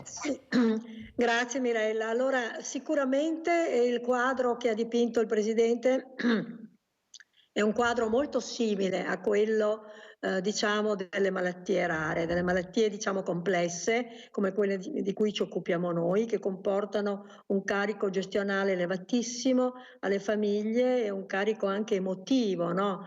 Diciamo sia per i pazienti stessi, per le persone, sia per le famiglie e sostanzialmente per tutti quelli che sono intorno. Allora sì, noi ci occupiamo di malattie rare, sono però circa 8.000, sono una diverse dall'altra e hanno veramente delle, come dire, delle affinità, delle attinenze con le forme di demenza Alzheimer di cui si parlava prima. Noi diciamo la nostra storia, come molti ormai sapranno, è partita molto tempo fa, dopo la morte di nostro figlio, con una malattia rarissima che diciamo il cui gene è stato diagnosticato 10 anni dopo e quindi per i suoi 16 anni di vita abbiamo girato per ospedali tentando di dare un nome alla sua forma, alla sua malattia. Ecco, e nel 1987, a 16 anni ci ha lasciato e subito dopo abbiamo avviato un'associazione, la prima associazione italiana per le malattie rare, Associazione Malattie Rare Mauro Baschirotto, che diciamo ha tentato di coprire il vuoto nell'assistenza, nelle conoscenze, nella diagnosi e nella ricerca per queste malattie complesse, malattie definite rare, per le quali non ci sono, diciamo, interessi da parte delle aziende farmaceutiche e delle company che si interessano di approcci terapeutici di diciamo dedicare dei fondi. Perché? Perché sono poco remunerative ovviamente. Così facciamo respirare, bere magari un po' d'acqua alla dottoressa Albarello Baschirotto. Prego Leone. Grazie, saluto i tuoi ospiti. Buongiorno. Allora io adesso ho più di 70 anni, no? E sto pensando che un giorno sarò anziano, non capirò più niente e non sarò più capace di badare a me stesso e vorrei sapere come si fa a fare una carta che dica che io non voglio più rimanere in vita se non sono più in condizione di vivere, cioè mentalmente, fisicamente, non voglio essere tenuto in vita forzatamente, ecco, questo voglio dire. Se si può fare una carta legale, da chi devo andare, come si deve fare? Ciao Mirella, grazie. Grazie a te Leone, prego. Cosa ci racconta Tronchin? Lei sa qualcosa da dire al nostro Leone? Sì, allora per ora c'è una legge, ma però non è ancora attiva e sta creando questa cosa dell'eutanasia, sta creando una discussione sul fine vita. Credo che intanto ci sono delle associazioni che operano, tipo la Coscioni, la Fondazione Coscioni, che è una fondazione appunto che si occupa di questi temi e che potrebbe dare un contributo a capire come fare. Sicuramente manifestare la volontà, la propria volontà è un fatto positivo. Si tratta di individuare il soggetto a cui consegnare questa cosa e poi capire come evolverà la normativa, la legge che, ripeto, sta creando problemi di coscienza. C'è chi sostiene ovviamente che la vita è sacra e non si può togliere, c'è chi invece dice, di fronte al fatto che uno non è più in grado di essere autosufficiente, può scegliere cosa fare, per cui c'è una discussione sulle coscienze. Io personalmente credo che ognuno di noi è libero di fare quello che vuole e secondo me il legislatore dovrebbe dare l'opportunità alla persona di poter scegliere cosa fare di se stesso. Io la penso così dal mio punto di vista, però ovviamente il mio è il mio punto di vista ed è un punto di vista. Io consiglio appunto di rivolgersi a queste associazioni che si occupano di questo. Fortunatamente, dico con una battuta, noi siamo un'associazione che prova a far vivere meglio le persone finché sono vive, garantendo anche la possibilità di non diventare non autosufficienti, cioè garantendo quelle attività, quella mobilità non solo fisica ma anche mentale, appartenendo a gruppi, associazioni, insomma, in cui c'è la convivialità, c'è la discussione, c'è appunto il confronto sociale che molto spesso chi vive solo provoca un disagio e sicuramente il disagio poi è anche propedeutico ad aggravarsi di situazioni di non autosufficienza. È vero però, Tronchin, è anche vero che in Italia siamo sempre indietro, anzi, se avessero fatto questo referendum sul fine vita che ci hanno tolto e ci hanno messo le trivelle, perché a loro interessava di più, visto che non capivamo niente delle trivelle, allora ci hanno messo le trivelle e quello che capivamo veramente bene, che era il fine vita, se volevamo decidere noi di farla finita o no con la nostra vita, ce l'hanno tolto. Hai capito, Leone, come funziona? L'hanno tolto perché sotto c'è sempre un grande business, ricordati quello che dice la Mirella, perché anche il fine vita fa cessare un certo business. Allora sentiamo cosa dice la dottoressa Baschirotto, vediamo anche la prima locandina. Prego, dottoressa, cosa dice lei che di queste cose ne sente parlare spesso, ma soprattutto ecco, grazie anche a queste telefonate, le persone che iniziano a parlare, a dire ma io non la penso così, ecco, molti percorsi terribili, ecco, andare in altri paesi perché là puoi decidere tu finalmente di dire basta, e nel nostro paese no, ma perché c'è la Chiesa, perché c'è il Papa, perché invece a mio avviso c'è un grande business sotto che supera il buon senso e la dignità della persona che siamo noi. Prego, dottoressa, vediamo anche la locandina. Sì, io posso, diciamo, sì, questa è la locandina del nostro meeting, ma è solo l'ultima parte. Noi abbiamo mandato una locandina che era completa, diciamo che è quella che vedete dietro le mie spalle. Adesso le vediamo comunque. Le vediamo, sì. Ecco, allora, l'argomento delle malattie rare, delle malattie genetiche ti porta a confrontarti con situazioni veramente molto gravi, no? Quindi sempre si parla di grave difficoltà, malattie, diciamo, dove la morte è a due passi, ecco. Per cui io sostanzialmente dal punto di vista dell'anziano e così via condivido un po' la posizione del presidente Hauser, però dal punto di vista dei giovani, Mirella, noi affrontiamo questi problemi. Praticamente un giovane viene diagnosticato, alcuni giovani vengono diagnosticati a 13, 12, 13, 14 anni, come Federico, come altri, e hanno una diagnosi infausta.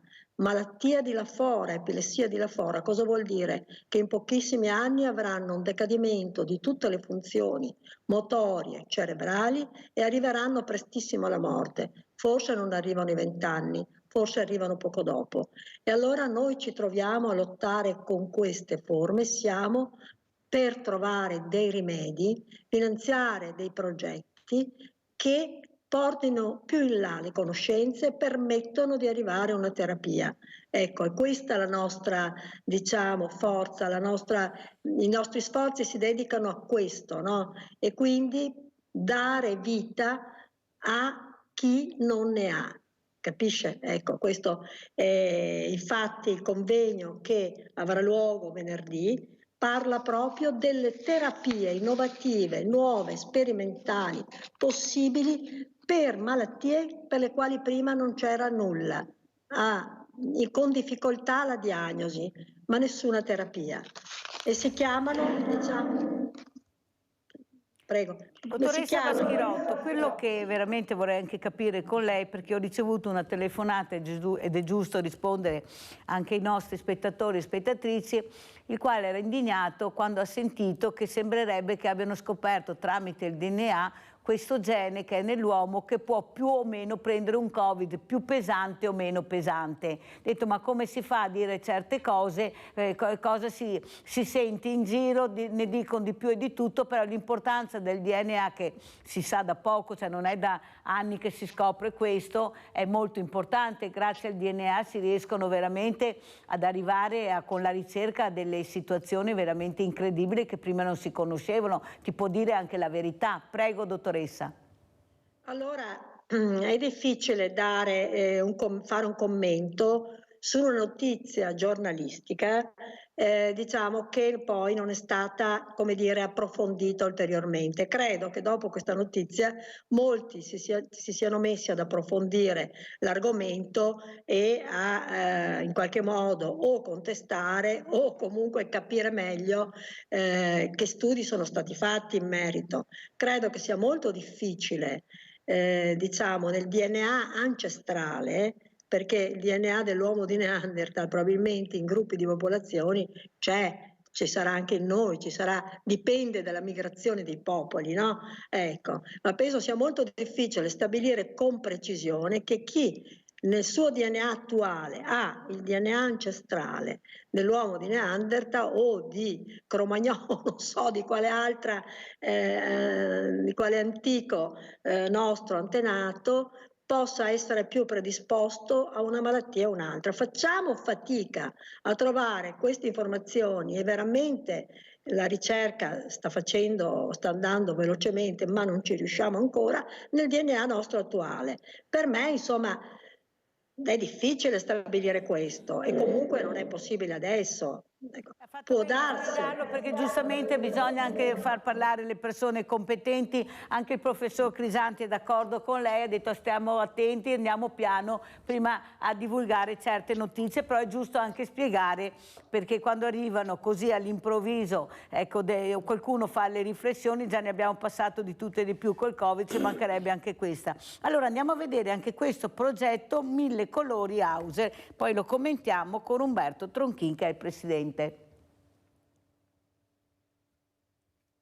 Per noi famiglie è molto difficile perché cerchiamo di dare l'educazione che è sempre stata data a noi, però questi nostri figli non rispondono. Una volta erano i monelli o i bambini vivaci, oggi l'iperattività è considerata una vera e propria patologia di disturbo nel comportamento, una situazione ancora poco nota soprattutto alle famiglie stesse. Una volta che arriva la diagnosi bisogna comprenderla e bisogna attivarsi in modo tale che ai nostri figli, che siano bambini o ragazzi, vengano date tutte le opportunità di cura e di supporto che il territorio può dare. Genitori che nel Coneglianese si sono riuniti in associazione con un obiettivo ben preciso. Facciamo tanta formazione nei comuni del Trevigiano affinché tutte le persone che vengono a contatto con i nostri figli, che siano insegnanti, allenatori, catechisti, babysitter, anche i nonni, sappiano cosa sono queste difficoltà, come accogliere i bambini e i ragazzi e come gestirli.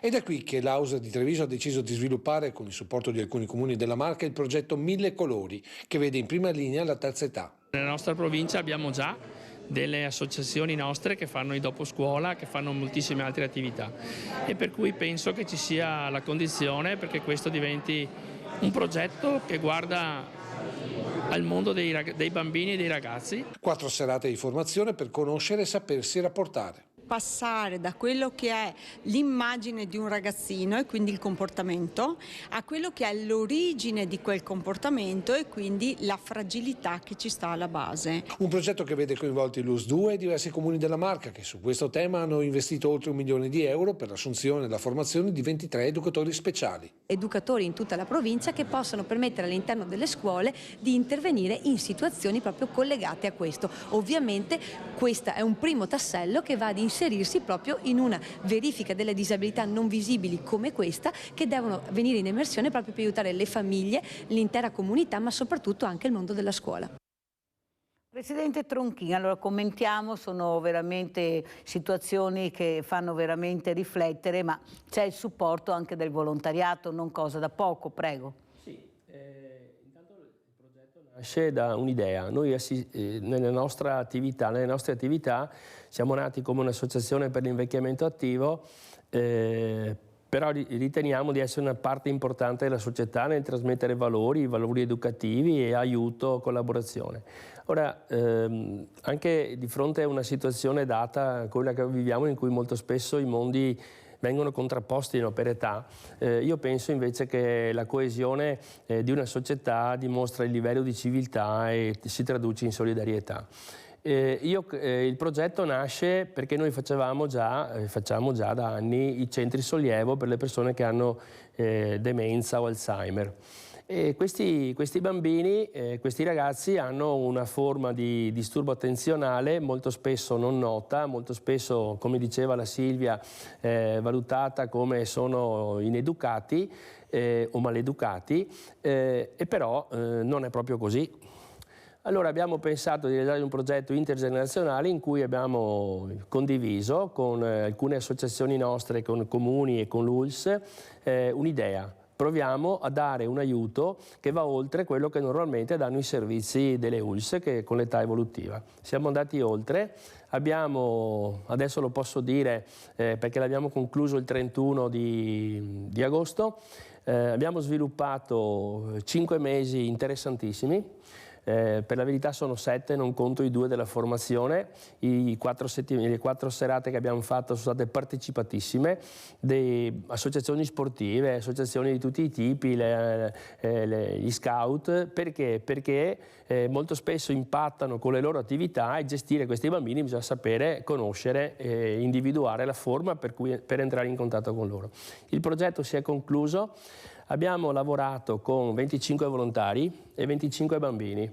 Abbiamo fatto attività di laboratorio falegnameria, laboratori di cucina, laboratori di disegno, e abbiamo fatto rugby, karate, teatro. La interrompo perché abbiamo una telefonata. Giusy, vai Giusy.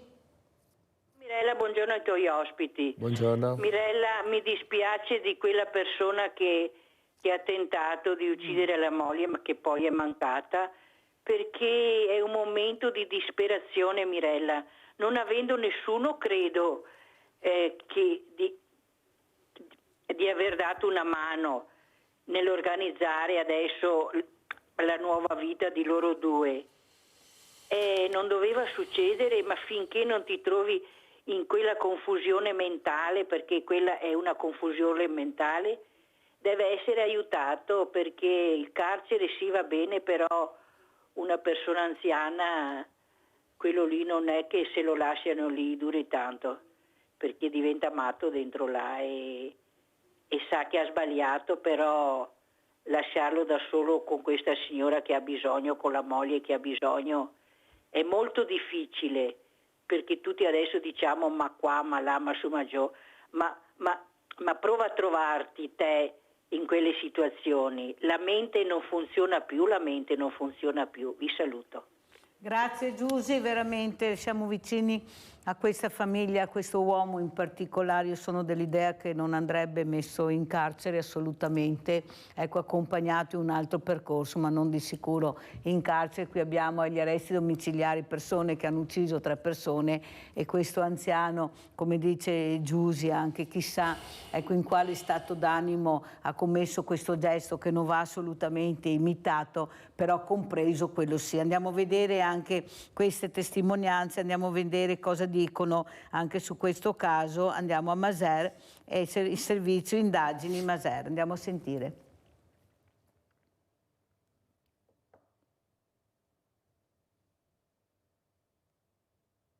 Lui è un uomo molto sofferente, piange ininterrottamente, non mi dà l'idea in questo momento che lui sia molto presente a se stesso. Un uomo che piange ininterrottamente, aver appreso stamattina che purtroppo la moglie è deceduta è stato proprio uno shock. Viene descritto come un uomo disperato Sergio De Zen, il 74enne in carcere a Santabona per aver accoltellato la moglie invalida Manuela Bittante, 77 anni, in questa casa di Via Metti a Coste di Maser, ora sotto sequestro. Con la morte della donna, avvenuta all'alba al Cafoncello di Treviso dopo ore di agonia, la sua posizione è peggiorata da tentato omicidio a omicidio aggravato dal vincolo di parentela. Manuela, uccisa a mezzogiorno di domenica con un fendente in pieno petto, a casa era ritornata da pochi giorni dopo le dimissioni dall'ospedale di Montebelluna, 1 mese e mezzo di ricovero, prima in terapia intensiva, poi in lungodegenza per un ictus che l'aveva paralizzata in buona parte, costringendola ad alimentazione con sondino e tracheotomia. Una gestione per la difesa dell'uomo che si è costituito nell'immediatezza del gesto insostenibile, almeno tra le mura domestiche. Si è creata una situazione non voluta naturalmente da nessuno di loro, è rimasta ricoverata presso l'ospedale di Montebelluna per 2 mesi e poi l'hanno riportata a casa, ma in una situazione sostanzialmente quasi vegetativa, insomma, quindi il signore aveva bisogno, era assolutamente in stato di incoscienza, aveva bisogno di un'assistenza, di una cura ininterrotta per 24 ore e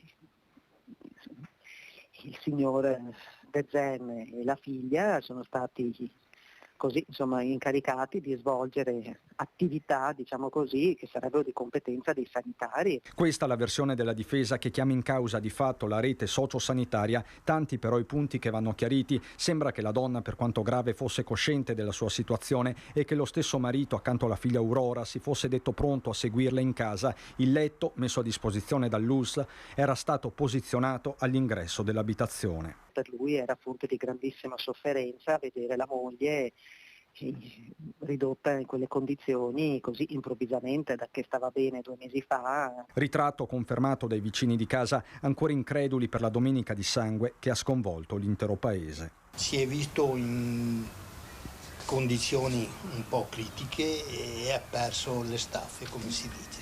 La disperazione, secondo me, che vederla così, che soffriva, basta. Non ci sono altre spiegazioni? Non ci sono altre spiegazioni? No. Per me no. Allora, avete sentito, è in carcere, io lo trovo una cosa veramente, ecco, lo dice anche il presidente Tronchin, ma soprattutto pensate, 2 mesi è stata ricoverata questa signora, sapevano benissimo che dovrebbe essere stata allettata e perciò 24 ore su 24 questo uomo si erano preso impegno loro di ma erano in grado di fare questo, perché è facile dire sì, ma bisognerebbe che qualcuno studiasse prima la situazione, perché io penso di essere preparato, ma non lo sei, perché non è così semplice. Prego, Tronchin. A volte l'affetto e l'amore fanno dire sì, com'è che si fa a dir di no? Chiaro, no?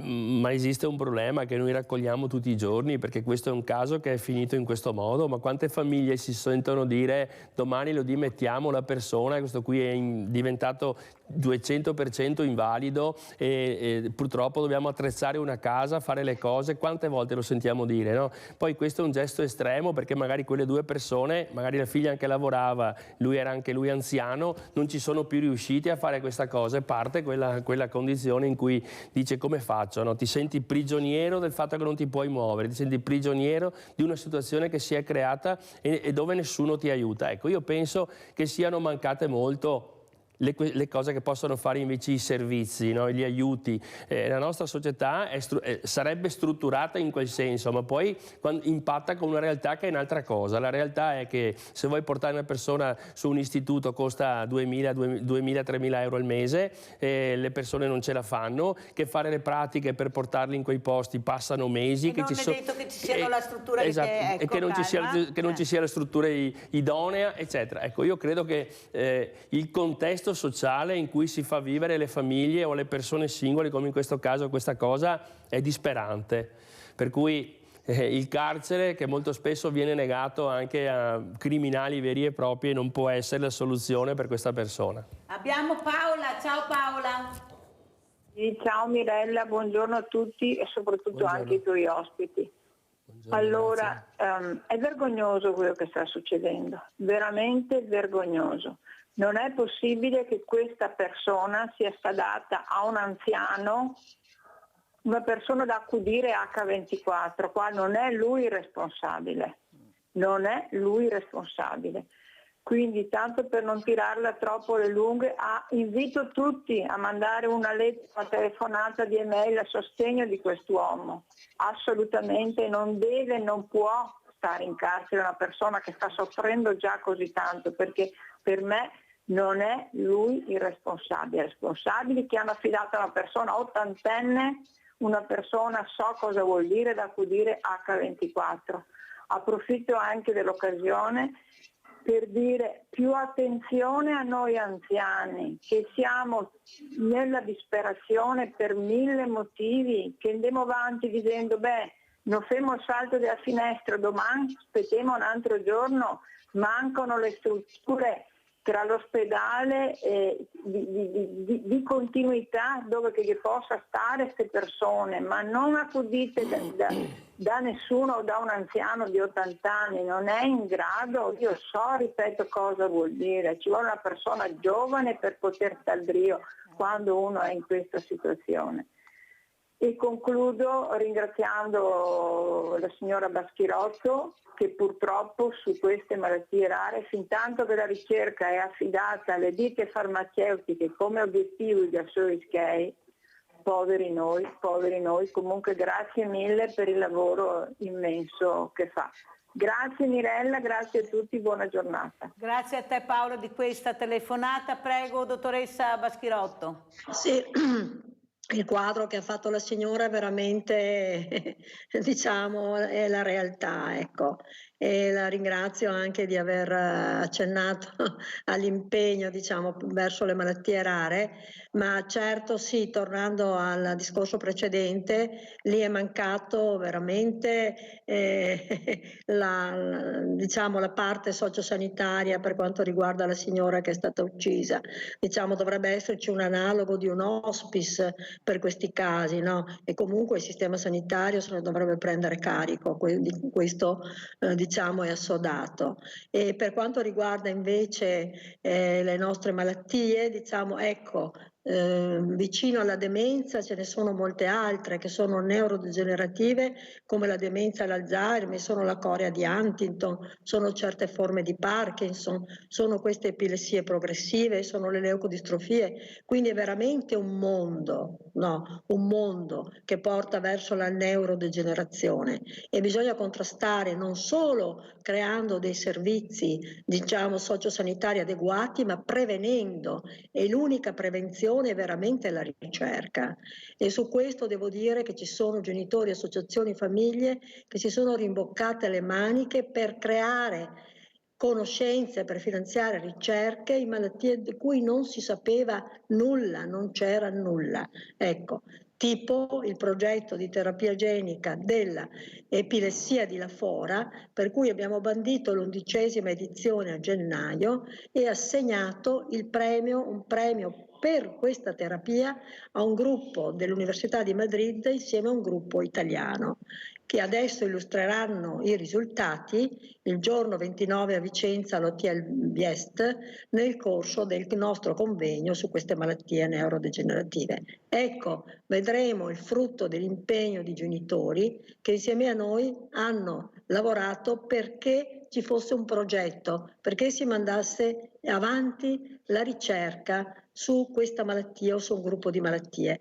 Ecco, è qualcosa che sopperisce, diciamo, sopperisce a quello che dovrebbe fare il pubblico, però a chi importa di queste malattie? A chi importa se dopo la persona malata di corea di Huntington e di un'altra forma neurodegenerativa poi, diciamo, la trasmetterà ai figli al 50% delle possibilità, poi non avrà assistenza quando la malattia peggiora, poi, diciamo, non ci saranno mezzi, sistemi per assisterlo. Ecco, tutto questo diciamo, può trovare giovamento dalla prevenzione. La prevenzione è la diagnosi precoce e la ricerca di una terapia. Ecco. Sentiamo come commenta anche il Presidente Tronchin, le parole di Anna Baschirotto, bisogna supportare, credere, ma supportare però. Certo, non posso che condividerle. Io penso che proprio il servizio pubblico in questo momento è deficitario. È deficitario anche sulle cose più semplici. Noi abbiamo liste d'attesa che non finiscono mai. Ne sentivo prima che parlavano la trasmissione che ha preceduto questa, un po' di queste cose, di aiuto, eccetera, di finanziamenti. È una società in cui fra un po' ti curi solo se hai i soldi per farlo, e finché li hai. Ormai le statistiche dicono che ci sono troppi italiani, troppi veneti e troppi trevigiani e troppi padovani che non si curano più perché non ci sono più le risorse, perché le liste d'attesa sono infinite, perché non si fa più prevenzione neanche su chi è esposto all'amianto, per esempio. No? Sono mesi che cerco di capire quando riprenderanno questa attività. Ecco, io penso che si sta sfaldando una comunità, poi si fa invece si richiama la gente alla responsabilità e all'aiuto, e allora c'è il mondo del volontariato che aiuta, ma il mondo del volontariato non è un mondo ricco, il mondo del volontariato è un mondo che ha bisogno di operare in un contesto in cui sono assegnate le responsabilità, non può farsi carico delle cose che non facciamo. Giustamente dice la ricerca, certo, la ricerca è fondamentale per capire come si evolverà un domani, che è anche un risparmio, perché se noi sappiamo che una cosa può accadere, la preveniamo, ma oggi non c'è questo senso di guardare al domani e si lascia addirittura passare male il presente. Ecco, credo che dobbiamo provare a rovesciare questa piramide, a rovesciare questo castello, a partire a dire come si faceva forse qualche anno fa, in cui la ricerca era a disposizione, e ho in mente la cosa così romantica, se vogliamo, che è quando è stata scoperta la penicillina, no? Ecco, è stata messa a disposizione, non l'hanno neanche brevettato perché non andasse in mano alle case farmaceutiche. Ecco, forse tornare a queste cose avrebbe un senso per noi oggi, no? E penso che troveremo delle risposte più ampie rispetto a quando ragioniamo di interessi. Gli interessi sono altri, che non sono la salute, che non sono lo star bene. Gli interessi sono economici, io non sono uno che pensa che uno deve lavorare solo per il piacere. Se uno si arricchisce, magari un po' meno di adesso, per qualcuno sarebbe sempre utile. E invece però la cosa su cui non dobbiamo pensare di usare questo algoritmo è quella di dire dobbiamo fare la ricerca, e piuttosto che darla in mano alle case farmaceutiche, quello che viene scoperto va messo a disposizione della collettività, così non rientra nel giro di interessi, producono perché altri hanno pensato e diventano esecutori e non quelli che impostano le politiche. Io credo che quando il sistema politico si renderà conto che deve essere la politica con la P maiuscola, non parlo di partitica, parlo di politica, ad avere un'idea di società, a programmare il futuro, forse ritorniamo a essere una società che non rincorre le emergenze che viviamo, che sono le emergenze della salute, le emergenze sulle malattie rare, le emergenze sulla povertà che sta sempre più crescendo, le emergenze sull'immigrazione. Noi rincorriamo sempre emergenze e le rincorriamo anche male. Per cui se invece diamo un'impostazione complessiva di quello che pensiamo, magari bipartisan, visto che adesso si parla tanto di queste cose, perché alcuni concetti non sono di parte, sono concetti che riguardano i cittadini, e sui concetti che riguardano i cittadini non può esserci parte. Dopo discutiamo su come arriviamo, sono altri i temi, ma io che ho una certa età e conosco un po', conoscevo la politica di tanti anni fa, forse su certi argomenti c'era una condivisione che oggi non c'è più e che invece è sempre più necessaria. Bene, allora andiamo a Belluno e andiamo a vedere protesta, tagli, sanità. Andiamo a vedere e a sentire.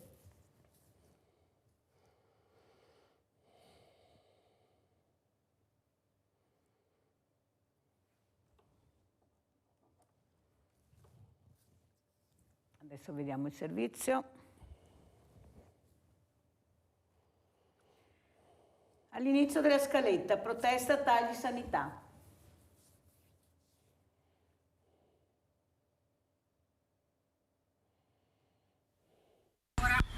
Una manifestazione davanti ai cancelli del Santa Maria del Prato per lanciare la campagna per la salute. La CGIL, con la sua categoria della funzione pubblica, torna in strada a protestare contro i tagli alle risorse e al personale che rischiano di far collassare la sanità pubblica. Chiediamo di avere più risorse per la sanità, di avere risorse nei contratti del pubblico impiego, in particolare la sanità, e chiediamo di avere anche dei finanziamenti straordinari per incentivare le persone a venire a lavorare in territori delicati come la provincia di Belluno. Una lettera appello è stata inviata alla Regione affinché si faccia promotrice nella sede della Conferenza Stato-Regioni e nell'interlocuzione con i ministri per modificare gli indirizzi del Governo in materia di salute e personale. Serve un piano straordinario di reclutamento del personale, serve rinnovare i contratti aumentando le retribuzioni, afferma la CGIL, che chiede tra l'altro di negoziare con le università per aumentare gli accessi alla formazione del personale medico e delle lauree sanitarie, prevedendo un incremento delle borse di studio anche per il personale delle lauree sanitarie non mediche. La sanità pubblica collassa. È un mantra che dobbiamo ripeterci tutti i giorni, la battaglia va fatta e questo è un buon motivo per essere qui presenti come lavoratori, come pazienti, come persone che vogliono che la sanità continui a essere un diritto alla salute pubblica. I veneti spendono per curarsi privatamente. Anzi, fra le regioni del centro-nord sono quelli che spendono di più e nella classifica nazionale sono superati solo da alcune regioni del sud Italia. A dirlo è una ricerca del professor Maruotti dell'Università LUMSA di Roma, che assieme a 2 ricercatori e a un'università statunitense ha costruito uno studio che mette a nudo tutte le criticità del sistema sanitario. A rilanciare la tematica è la sinistra italiana, che sottolinea come in Veneto siano 125.000 le famiglie che hanno speso oltre il 20% del reddito per curarsi, ovvero il 6% del totale dei nuclei familiari residenti in regione. Secondo la statistica il numero è superiore in percentuale a quello della Lombardia, che pure in questi anni si è caratterizzata per un forte processo di privatizzazione dei servizi sanitari. Per la sinistra questi dati evidenziano una serie di situazioni, prima fra tutte quella economica delle famiglie, perché in Veneto il reddito medio è più elevato di quello di molte altre regioni. Questo potrebbe significare che la spesa reale delle famiglie venete per curarsi è più elevata di molte altre zone in cui i redditi sono più bassi. L'Agenzia Nazionale dei Servizi Sanitari ha poi rilevato a luglio come in Veneto sia calato del 10% fra il 2018 e il 2022 l'importo dei ticket sanitari pagati dai cittadini. Anche in questo caso un corollario potrebbe essere una spesa sempre maggiore delle famiglie sui servizi offerti da strutture sanitarie. Ed è proprio quello che dicono molti cittadini che si rivolgono alle nostre redazioni per segnalare non tanto casi di malasanità o problemi macroscopici, ma uno stillicidio di piccoli e grandi ritardi nelle visite, date impossibili da fissare, telefonate per rinviare accertamenti già prenotati e via temporeggiando, con un solo risultato: chi può va nel privato, chi non può aspetta. Oggi la sanità pubblica veneta non garantisce più alle persone le prestazioni necessarie nei tempi utili per tutelare la loro salute. Così molte famiglie si rivolgono alla sanità privata e altri sono costretti a rinunciare alle cure perché non hanno le risorse economiche necessarie per pagarle.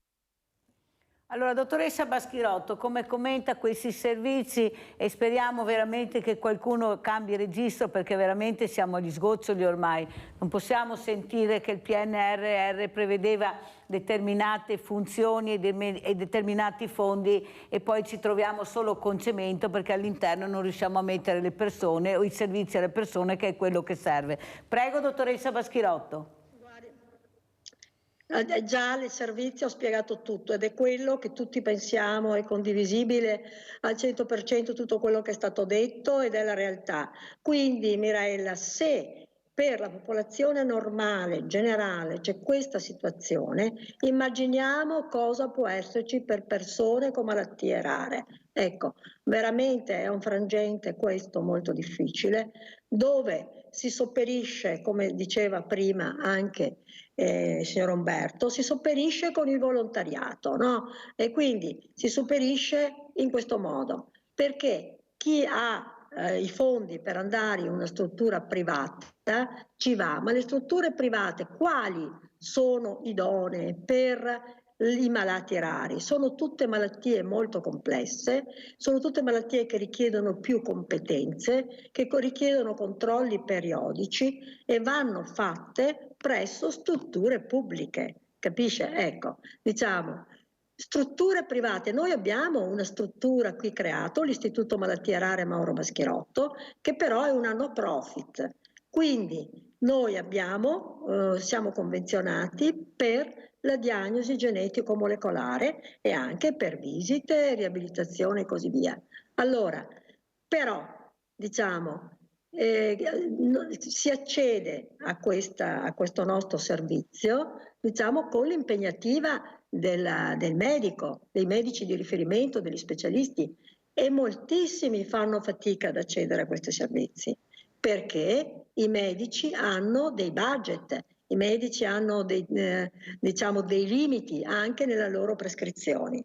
Ecco, quindi la diagnosi genetica, che in qualche modo, che non fanno tutte le strutture pubbliche, viene fatta in pochi centri la diagnosi genetica, perché non è un semplice esame ematochimico, è un esame più complesso, è l'esame del DNA. Ecco, la diagnosi genetica è fondamentale per la prevenzione. Ecco. Però anche questa, diciamo, comporta delle difficoltà per accedervi, ecco, perché ci sono dei limiti nella spesa sanitaria.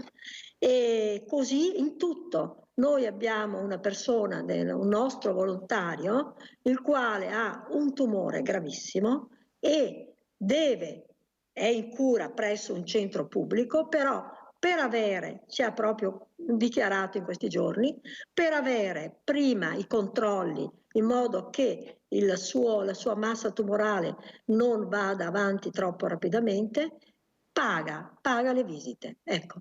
Quindi siamo veramente a Devo chiudere purtroppo, vicepresidente Associazione Malattie Rare Mauro Baschirotto. Grazie veramente dottoressa Baschirotto. Abbiamo anche una telefonata prima di salutare l'altro ospite Tronchin, Sandra da Padova. Sandra, ciao, veloce.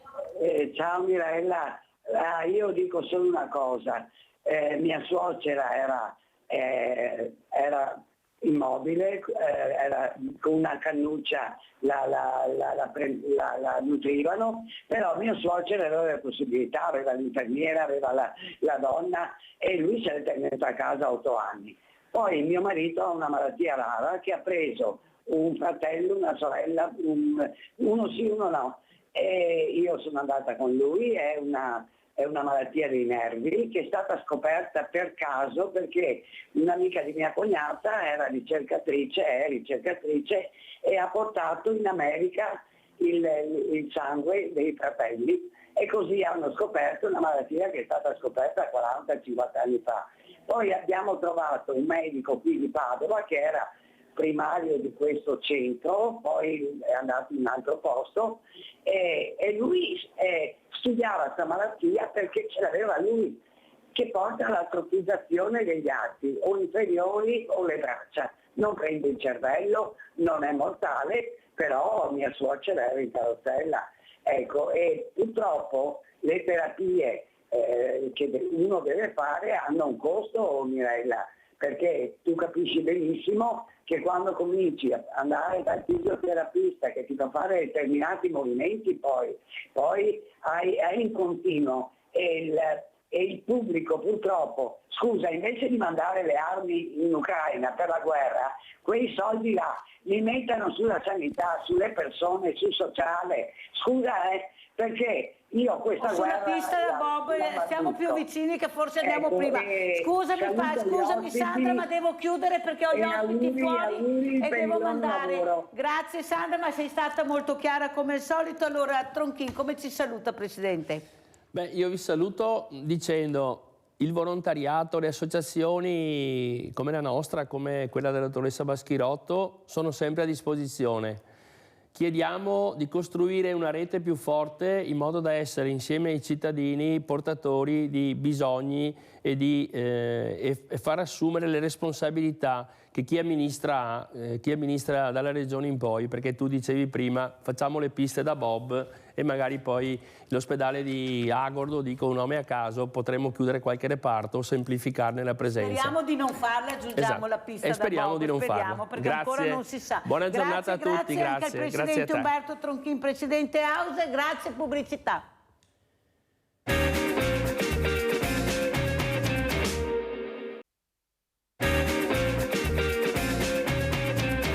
Presento altri graditi ospiti, abbiamo in presenza Remo Maldo, amico dell'associazione Ogni Giorno per Emma, anche un vignettista incredibile, grazie Baldo di essere qui.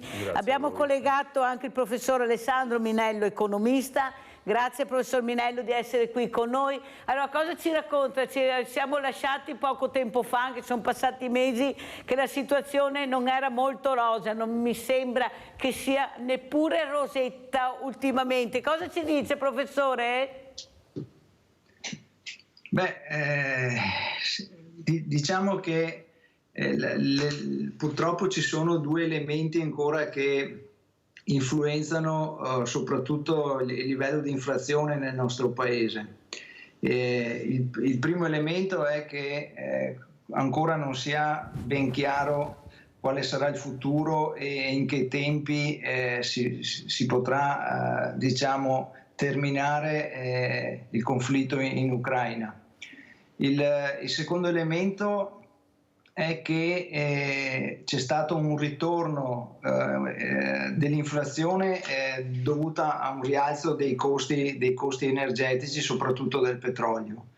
E questo rialzo è stato purtroppo un rialzo determinato dai paesi produttori, perché dopo il calo che c'era stato a seguito della diminuzione comunque della domanda, i paesi produttori hanno deciso di limitare la fornitura di petrolio, e questo ha fatto alzare di nuovo il costo del petrolio e quindi il costo dei carburanti e in generale tutti i costi energetici. L'inflazione è rimasta ancora abbastanza alta, perché appunto non solo è dovuta ai costi energetici ma anche ai costi dei beni alimentari. Infatti oggi noi abbiamo un livello di inflazione intorno al 5%, che si mantiene ancora abbastanza alto anche rispetto ad altri paesi europei, a seguito appunto dell'impatto di queste due voci, cioè i carburanti in generale e quindi i costi energetici e i costi alimentari. Professor Minello, mi scusi, ma ancora una volta però che pagano queste conseguenze sono le fragilità, perché veramente sono loro che sono le prime a essere colpite. La persona che deve andare al lavoro con un stipendio di 1.000-1.200 euro al mese, se mi spiegate come fa ad arrivare alla seconda settimana del mese perché non ce la fa, oppure il pensionato che deve curarsi con 600 euro al mese. Capisce, professor Minello, che si colpisce sempre il più debole, le fragilità, ma dobbiamo anche smettere a un certo punto, perché veramente non ne veniamo fuori, perché gli altri se ne fregano, noi siamo diventati dei numeri, non siamo più persone, sono dei numeri, e quale tasche colpiscono? Sempre le tasche della popolazione più fragile. Prego, dottor Minello. Guardi, le faccio un esempio.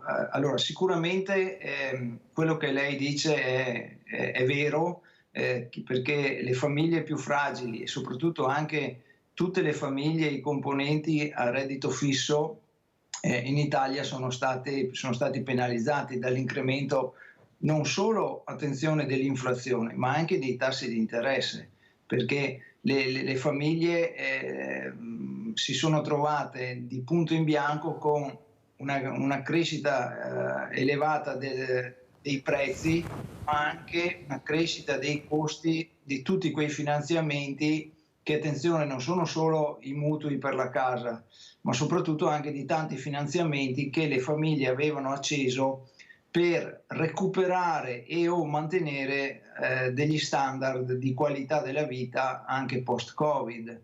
Infatti molte famiglie hanno finanziato l'acquisto di elettrodomestici, ma anche viaggi, e hanno acceso prestiti anche per vari motivi, non solo per pagare le bollette oppure le imposte.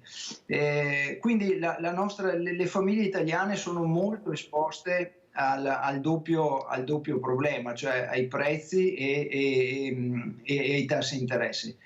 Quelle famiglie più fragili sono quelle che sono state colpite più a fondo, e questo è un problema. Che cosa hanno fatto in altri paesi? Allora, le faccio l'esempio della Spagna. La Spagna aveva fino a poco tempo fa livelli di inflazione simili a quelli che abbiamo noi. che avevamo noi. La differenza però è stata che oggi la Spagna ha un livello di inflazione che è circa metà del nostro, per cui l'inflazione, l'impatto sui prezzi, sulla spesa e sul potere d'acquisto delle famiglie spagnole oggi è molto più ridotto rispetto a quello italiano. Anche qui è un'anomalia la nostra, perché il nostro problema è la resilienza dei prezzi alla discesa, cioè i prezzi non scendono o scendono molto rapidamente, mentre in altri paesi hanno adottato delle politiche che hanno fatto scendere più velocemente il livello dei prezzi e quindi migliorare la situazione. Beh, che siamo un paese anomalo è fuori dubbio, guarda, ci siamo resi conto tutti che siamo veramente un paese anomalo. Io chiederei, ecco, anche adesso a Remo Baldo, amico dell'associazione Ogni Giorno per Emma, queste associazioni che si rimboccano le maniche, che sorgono tantissime per aiutare le persone in difficoltà, per dare un supporto, perché questo è il merito di queste associazioni. Cosa ci racconta anche in base a quello che ha detto il professor Minello. Saluto anche Annalisa, che è la mamma di Emma, grazie di essere con noi, veramente grazie Annalisa Bertazzon. Allora iniziamo proprio da Baldo, Remo Baldo, com'è la situazione da questo osservatorio, che è un altro osservatorio? È un altro osservatorio che sicuramente risente della crisi anch'esso, risente anche della crisi demografica secondo me, perché il volontariato si era nutrito in gran parte da persone che all'epoca erano giovani come il sottoscritto, adesso ci sono sempre meno giovani e vengono contesi. E poi, mentre prima era naturale fare volontariato in parrocchia, in varie associazioni e così via, adesso non è più una cosa naturale. Quindi, al di là del discorso economico, c'è anche un discorso culturale, di un'evoluzione culturale, che ha i suoi lati positivi, però mancano le persone, questo è... Non è che non vogliono, proprio mancano fisicamente, mancano lo dico fisicamente... sempre, diciamo, non troviamo. Allora, il volontariato si nutre, al di là di alcuni nuclei storici, di un continuo ricambio di persone che magari finché non trovano la propria diciamo così, il proprio settore nel quale sentono la propria dimensione, nel quale sentono anche di apportare qualcosa di proprio, della propria esperienza. Però se non c'è questo ricambio, questa sorgente che nutre, è dura, molto dura. Allora salutiamo anche, veramente grazie a Annalisa Bertazzon, grazie Annalisa, mamma di Emma. Intanto come sta Emma, Annalisa? Buongiorno Mirella, buongiorno Remo e grazie per questa opportunità di salutarci sempre spesso. Allora, diciamo che benino, con le situazioni ovviamente impegnative che viviamo quotidianamente, però vi saluta tanto anche lei e dai, speriamo di poterci vedere presto, di venirci a trovare.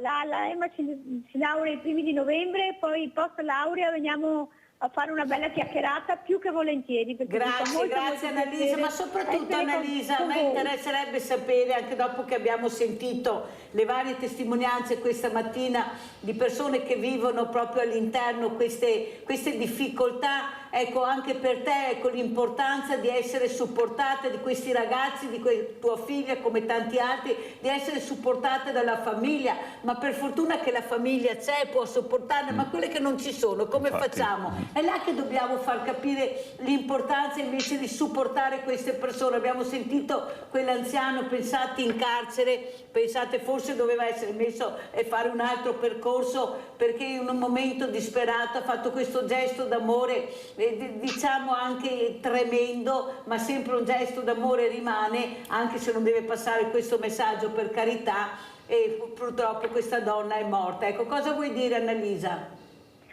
Allora, mi trovo d'accordo tantissimo con quello che ha detto Remo, perché è vero che ci sono le famiglie, non sempre, ma principalmente ci sono le famiglie, però anche le famiglie invecchiano, cioè 13 anni fa avevo un'altra energia che adesso non è più quella, per cui col tempo ci troviamo sempre più soli, perché come diceva Remo manca il cambio generazionale, cioè sia nell'associazionismo, ma sia anche semplicemente nell'avere persone accanto che ti possono dare una mano per qualche ora, per qualche giorno, perché anche i genitori hanno bisogno di ossigeno e più le situazioni poi vanno avanti, perché sono queste malattie che nel tempo peggiorano, sono progressive, e parallelamente chi dà assistenza invece invecchia, quindi non ha più le energie, le forze, magari cominciano degli acciacchi, e questo è un problema sociale grandissimo. Per fortuna ci sono comunque ancora associazioni attive che danno una mano, che sono nel territorio, che aiutano tante famiglie. Se non ci fossero quelle, immaginatevi cosa ci sarebbe. Cioè, dobbiamo pensare che non è sempre dover essere in carico al cittadino, al privato, ci vuole anche proprio uno stimolo che venga dalla politica, che venga da qualcosa di aiutare, ma di aiutare anche nel senso di fare conoscenza, cultura, di portare alla luce situazioni, perché così sembra che tutto vada bene, si mette la polvere sotto il tappeto, fine là. Non è così. Il caso dell'altro giorno, che ovviamente è dolorosissimo, è stato sicuramente un gesto disperato di una persona amata, perché era sicuramente un gesto d'amore pur nella sua brutalità, ma per mettere fine a una sofferenza che durava da anni, da molti anni. E pensate psicologicamente, emotivamente come hanno vissuto i familiari, oltre alla malattia, ai problemi della persona che purtroppo è deceduta. Però non si dovrebbe arrivare a questi estremi, ma ci sono, perché siamo umani, siamo persone fragili anche noi, che assistiamo, che diamo una mano, che siamo presenti. Siamo fragili perché nessuno ci aiuta, nessuno viene qui a suonarmi il campanello, purtroppo. Grazie Annalisa Bertazzone, devo chiudere se no non riesco ad andare avanti. Grazie di questa testimonianza molto importante, un grande abbraccio a Emma, spero di averla presto in questo studio. Grazie. Allora, professor Minello, ma un paese può reggere sul mondo del volontariato, può reggere con tutti quei rami secchi e sterili che dovrebbero essere tagliati, può reggere con una burocrazia che invece di andare avanti ci fa tornare indietro, paghiamo quelli che non lavorano e quelli che lavorano veramente non li paghiamo troppo poco, ma abbiamo veramente un mondo che non riconosciamo in questo paese meraviglioso, bellissimo, che avrebbe una potenzialità enorme ma che non viene capita. Cosa ci dice, professore? Allora, anzitutto vorrei dire che il volontariato rappresenta un patrimonio, un dono, potremmo dire oggi, per la nostra società e per tutte le famiglie che ne hanno bisogno. Il volontariato a tutti i livelli, in tutti i campi, da quello sanitario a quello culturale, a quello sportivo. Cioè, se noi andiamo a vedere, molte delle nostre attività oggi si mantengono e continuano grazie all'opera di tanti volontari. L'altra faccia però di questa importanza del volontariato è, se vogliamo, potremmo estremizzando un po', dicendo un po' il fallimento anche dei servizi pubblici, perché è chiaro.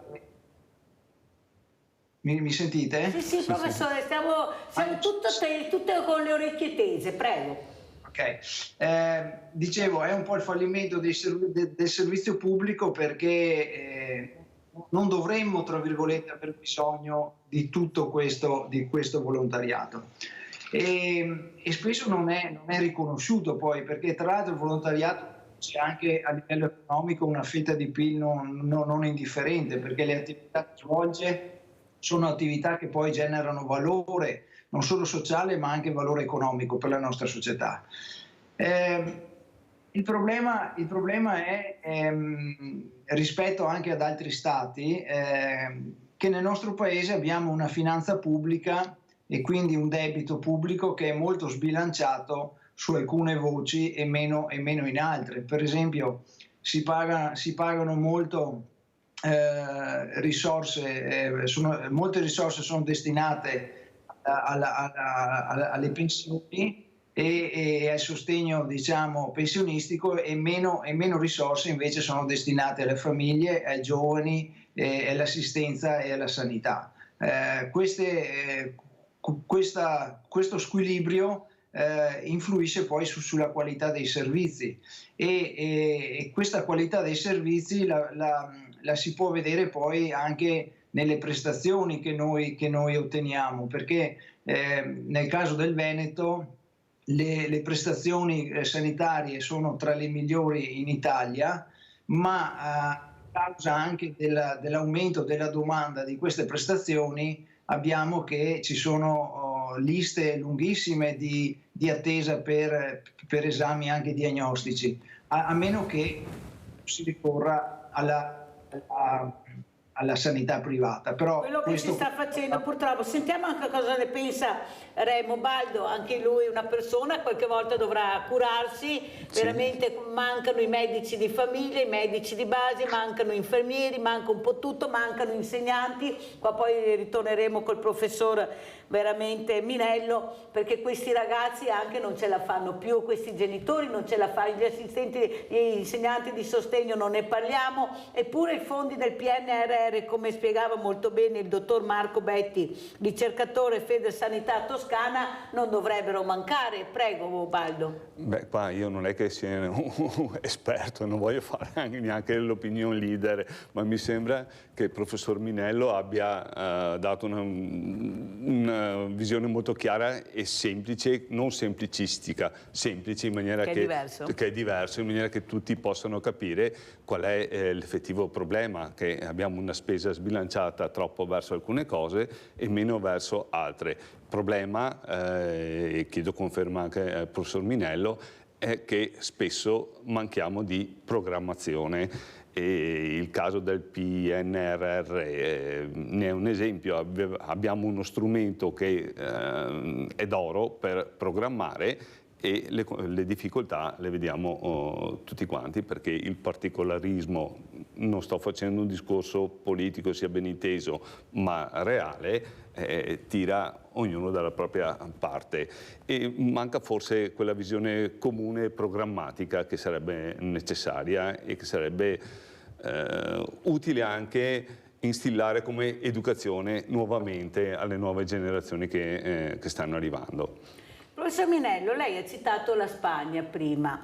Io ho avuto un ospite recentemente dove ha detto che la Spagna riesce a portarsi a casa tutti i progetti, farsi approvare i progetti europei, è la prima in assoluto, anzi rilancia in continuazione e riesce a portare a casa tutto, perché ha delle squadre da anni strutturate in Europa che studiano come fare per avere poi i soldi per questi progetti. Ma noi siamo sempre gli ultimi della classe o forse abbiamo sbagliato e continuiamo a sbagliare con queste segreterie di partito che mandano delle persone incompetenti, magari visto il tema trattato, invece abbiamo bisogno di squadre competenti, perché io non penso che a noi mancano i progetti, proprio non credo. È come dice giustamente Baldo, non facciamo programmazione, eppure siamo in Europa con una bella squadra, però non si sa il perché non funziona. Ci spiega cosa dobbiamo copiare? Forse basta copiare da qualcun altro? Allora, sicuramente si può imparare molto guardando quello che fanno gli altri. Nel nostro caso, quando parliamo di Europa, abbiamo esempi sicuramente importanti cui guardare. La Spagna, che lei citava prima, se si ricorda, tempo addietro parlavamo proprio di questo, di questa situazione, di come loro hanno fatto a spendere tutti i soldi loro destinati, ma anche i soldi di altri paesi che non erano spesi. E come la Spagna ha fatto anche l'Irlanda, per esempio, e anche l'Irlanda è un altro paese dove gli investimenti con fondi europei sono stati tanti, di qualità e soprattutto, attenzione, nel caso dell'Irlanda anche nel settore della sanità. Infatti la telemedicina potremmo dire che è nata in quel paese per quanto riguarda molti paesi europei. Quindi questo è un elemento importante. Noi non abbiamo mai imparato, diciamo, da loro e abbiamo sempre vissuto un po' di emergenze, cioè noi siamo bravi alla fine, come dire, non a programmare, ma comunque a fare le cose all'ultimo minuto, no? Si pensi anche quando ci sono degli eventi, anche sportivi, oppure eventi stradali, eccetera, siamo sempre in ritardo e poi recuperiamo alla fine. Però questo non funziona con determinati servizi, perché per esempio nel caso della salute c'è bisogno di programmare degli interventi, c'è bisogno di imparare a studiare la domanda, l'evoluzione della Ma professore, non è possibile che siamo sempre in zona Cesarini, ma non è possibile, professore, ormai è una vita che siamo in zona Cesarini con delle persone che tutti ci invidiano, perché i migliori ricercatori li abbiamo all'estero, i migliori scienziati sono all'estero, abbiamo delle menti geniali, architetti, ingegneri e non sappiamo programmare. Capisce che la zona Cesarini ci sta un po' stretta ultimamente? Prego. Certo, guardi, il problema è proprio questo, no? Cioè la mancanza di un progetto di futuro che noi non abbiamo in questo momento è quello che rende il nostro paese più debole rispetto agli altri e i giovani capiscono questo e non sono più disposti a sprecare il loro futuro e quindi ecco che allora sono più propensi a cercare altrove quello che un tempo invece noi cercavamo qui nel nostro territorio. Va detto anche che la programmazione la puoi fare se non sei molto gravato dal debito, perché se noi osserviamo anche tutte le manovre di bilancio dei vari governi, queste sono sempre state molto, molto, come dire, sensibili all'andamento delle risorse, alla variazione del PIL, alla variazione del deficit e quando hai un debito così elevato sei molto sensibile alle variazioni per esempio dei tassi di interesse, dei differenziali rispetto alla Germania eccetera e quindi non puoi fare programmazione come potrebbe farla un altro paese che invece non ha questo problema e questo è un problema purtroppo che ci accompagna da tanti anni, soprattutto dagli anni 80 del secolo scorso. Quindi il fatto che noi non facciamo programmazione è anche giustificato purtroppo dal fatto che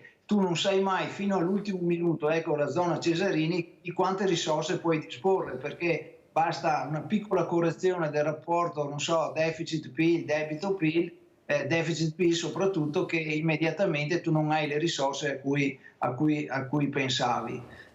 Purtroppo le revisioni nei conti pubblici, anche l'ultima per esempio che ha fatto l'Istat, relativa in questo caso alla crescita, non consentono poi di avere un quadro certo su cui costruire, diciamo, la programmazione che invece una programmazione deve sapere che obiettivi vuole realizzare, ma anche deve avere la copertura finanziaria. Se io non so qual è la copertura finanziaria non posso fare la programmazione. Quindi sì, però ho capito, professore, che noi facciamo fatica a capire, perché anche questi buoni del tesoro che io ho citato, non so se avevo lei ospite, di questo signore che mi ha chiamato indignato, che è andato a comprare in banca questi buoni del tesoro e che non gli hanno dato il tasso di interesse. Lui doveva firmare una carta in bianco e dopo, quando c'era l'asta, gli avrebbero detto il tasso. Ma come? Ha detto, ma io cosa firmo allora? Ma come? Mi obbligate a firmare una cosa in bianco? Ma è vera, perché poi ho chiamato la banca e funziona così. Nel momento che viene fatta l'asta viene comunicato il tasso.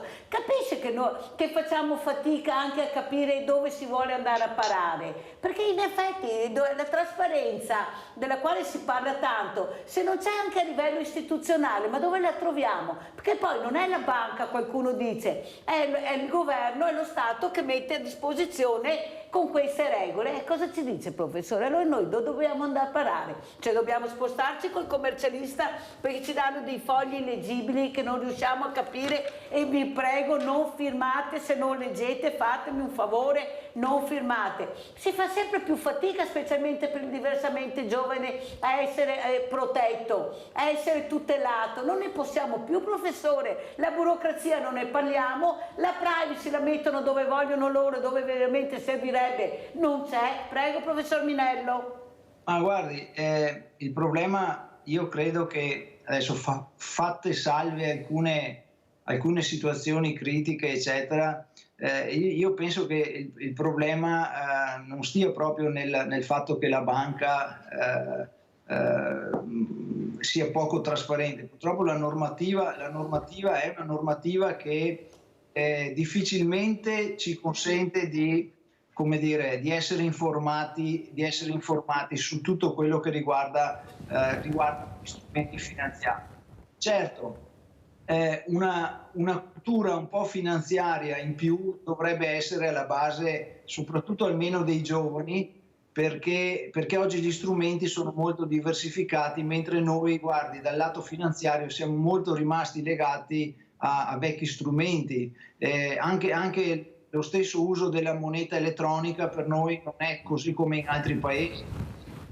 Quindi abbiamo anche noi stessi, diciamo, dei deficit un po' culturali su alcuni strumenti e tendiamo a, diciamo, un po' ingenuamente a pensare che poi come dire, tutto quello che noi firmiamo, tra virgolette, è un qualcosa di positivo, e purtroppo invece oggi le nostre aspettative non sempre sono così, quindi, e non sto parlando di truffe vere e proprie, perché quelle vanno perseguite, ma proprio anche a volte abbiamo un atteggiamento un po' troppo facilone rispetto a determinati temi, insomma, ecco. Baldo come commenta? Ecco, visto che lei ha portato anche invece, voi siete un'associazione che rilancia in continuazione, vi autofinanziate, trovate, ecco, queste risorse da poter mettere per la comunità, perché questo è il sistema. Facciamo vedere anche i calendari che sono veramente belli. Ci proviamo risorse. È non facile. Ecco qua il calendario, bellissimo, guardate, eccolo qua. Poi ne faremo avere uno anche il professor Minello, perché questo bravo vignettista veramente riesce anche a farci sorridere, cosa non facile. Prego Baldo.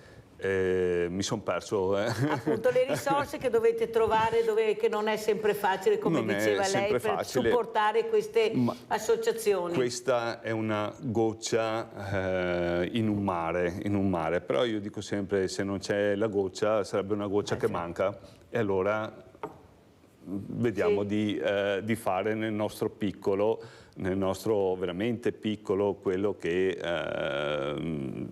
riusciamo a raccogliere, insomma.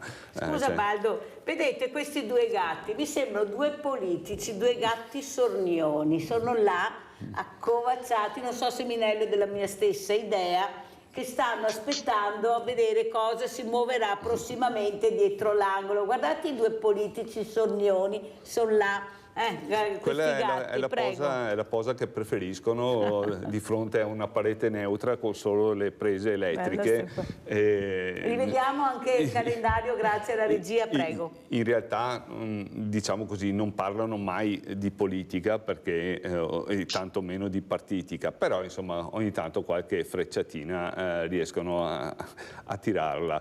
Per quanto riguarda i finanziamenti alle associazioni, se ogni goccia porta qualcosa, però anche l'associazionismo stesso è un mare enorme, e senza l'associazionismo tante cose purtroppo non funzionerebbero.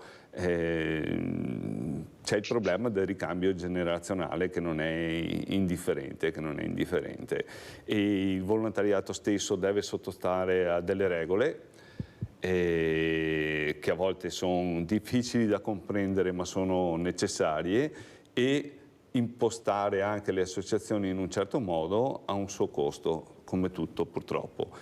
Quindi bisogna trovare le risorse. Allora andiamo anche a vedere questo servizio, inflazione commercianti, poi lo commentiamo col professor Minello. È aumentato tutto, materie prime, gas, luce, tutto, farine, anche per fare i panettoni, roba di pasticceria, tutto aumentato. Bel 30%, 35%. Adesso per qualche giorno è un problema. 6 euro al chilo, questo più o meno il prezzo raggiunto al banco dal pane tradizionale, 9,10 per quello ai cereali o alla curcuma. Il re dei beni di prima necessità è tra i prodotti che sono cresciuti di più. Gianluca Gobbo, dal suo negozio con laboratorio di Casier, assiste all'escalation e al conseguente cambio delle abitudini. E vendite sono un po' meno, perché la gente spende un po' meno. giustamente. Anche le brioche abbiamo ritoccate perché è aumentato il burro, tutto, le uova, tutto è aumentato. E a proposito di dolce, amari sono gli aumenti anche in gelateria. Il signor Armando li annota. Zucchero è più che raddoppiato. Sappiamo che il gelato zucchero ce ne va parecchio e quindi lo zucchero sicuramente incide parecchio. In generale la materia prima è aumentata dal 20 al 30%, però noi sappiamo che una pallina di gelato mette un po' di allegria. E quindi... È un antidepressivo. Sì.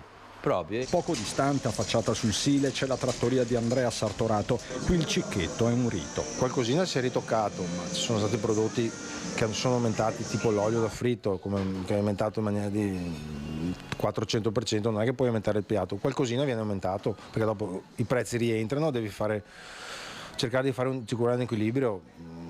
Potremmo dire le ombrette, i cicchetti classici sono stati tenuti comunque uguali senza aumentare il prezzo. Ad aiutare almeno qui a Casier, tra Sile e Burci, il turismo, anzi il cicloturismo. Qui abbiamo, proprio per il nostro bacino, abbiamo un fortissimo numero di austriaci o comunque anche tedeschi, ma tendenzialmente austriaci. Poi dipende dal periodo, a volte danesi, a volte olandesi. Adesso abbiamo un periodo che abbiamo parecchi americani, quindi molto probabilmente sono venuti a trovare parenti o comunque hanno fatto... Ce ne sono parecchi, insomma. Where are you from? From Germany. It's nice here. It's very nice here. To Venice. Distributori di benzina, dal 1 agosto vige l'obbligo di esporre quotidianamente il prezzo medio regionale, il prezzo effettivo del distributore e monta il caos. Molta confusione perché, come abbiamo detto spesso, il prezzo non è coerente con quello che troviamo sugli impianti. Il prezzo medio regionale viene fatto da Rovigo a Belluno, quindi con dei costi di gestione e anche di trasporti diversi, quindi un prezzo alla pompa completamente diverso. Quindi l'utente molto spesso si trova a fare rifornimento perché vede il prezzo che è esposto fuori, quindi è il prezzo effettivo che trova sull'impianto, e il prezzo medio regionale che non è coerente, quindi fuorviante e serve a poco per una diminuzione dei prezzi a livello generale, che era quello che il governo auspicava con questa legge che hanno inserito. Questa manovra del governo, precisa Convento, va a penalizzare fortemente proprio i gestori, tra rischio di multe e sospensioni di attività, per non parlare delle ferie. Sappiamo benissimo che il gestore non determina il prezzo, tutti gli oneri che sono stati introdotti adesso e anche le sanzioni future vanno a colpire solo il gestore finale, che è sempre l'ultimo anello debole di una filiera, è quello che viene penalizzato più di tutti su un lavoro che dovrà fare quasi per 365 giorni all'anno. Il gestore di un impianto di carburanti può andare in ferie se c'ha l'obbligo quotidiano di esporre questi prezzi?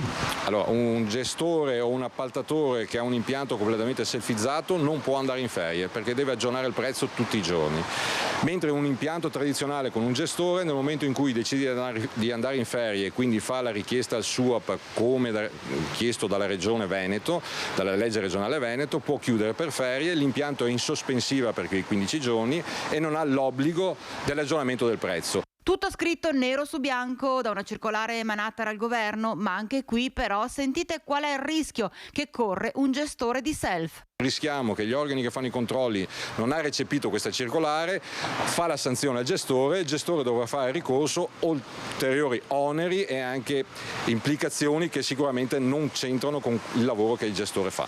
Ecco, gli impianti self-service rischiano a questo punto? Gli impianti self-service rischiano o devono attrezzarsi o devono avere dei costi ulteriori per riuscire a gestire questa situazione.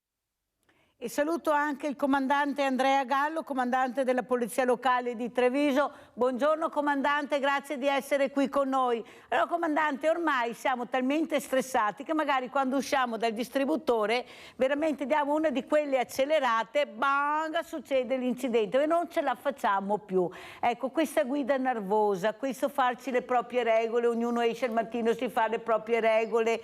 Ecco, anche in questo momento, ecco, la politica non dovrebbe anche pensare veramente a mettere un po' in tranquillità queste persone che veramente ormai non si riesce più a capire che fine faremo, perché è una cosa uscire la mattina e mettersi nelle strade, io non so cosa ci racconterà comandante, ma diventa sempre più problematico e pericoloso. Poi se la prendono con gli autovelox e il sindaco di Casale ha detto chiaramente: se voi vedete quante sanzioni abbiamo fatto con l'autovelox che non era fisso, era solo per controllare dove sono gli incroci più pericolosi, però non se ne vuole sapere. 30 all'ora non ne parliamo, sembra di andare sulla Luna, guai parlare di 30 all'ora, 10 non ne parliamo. Cosa ci dice, comandante? Grazie di essere qui.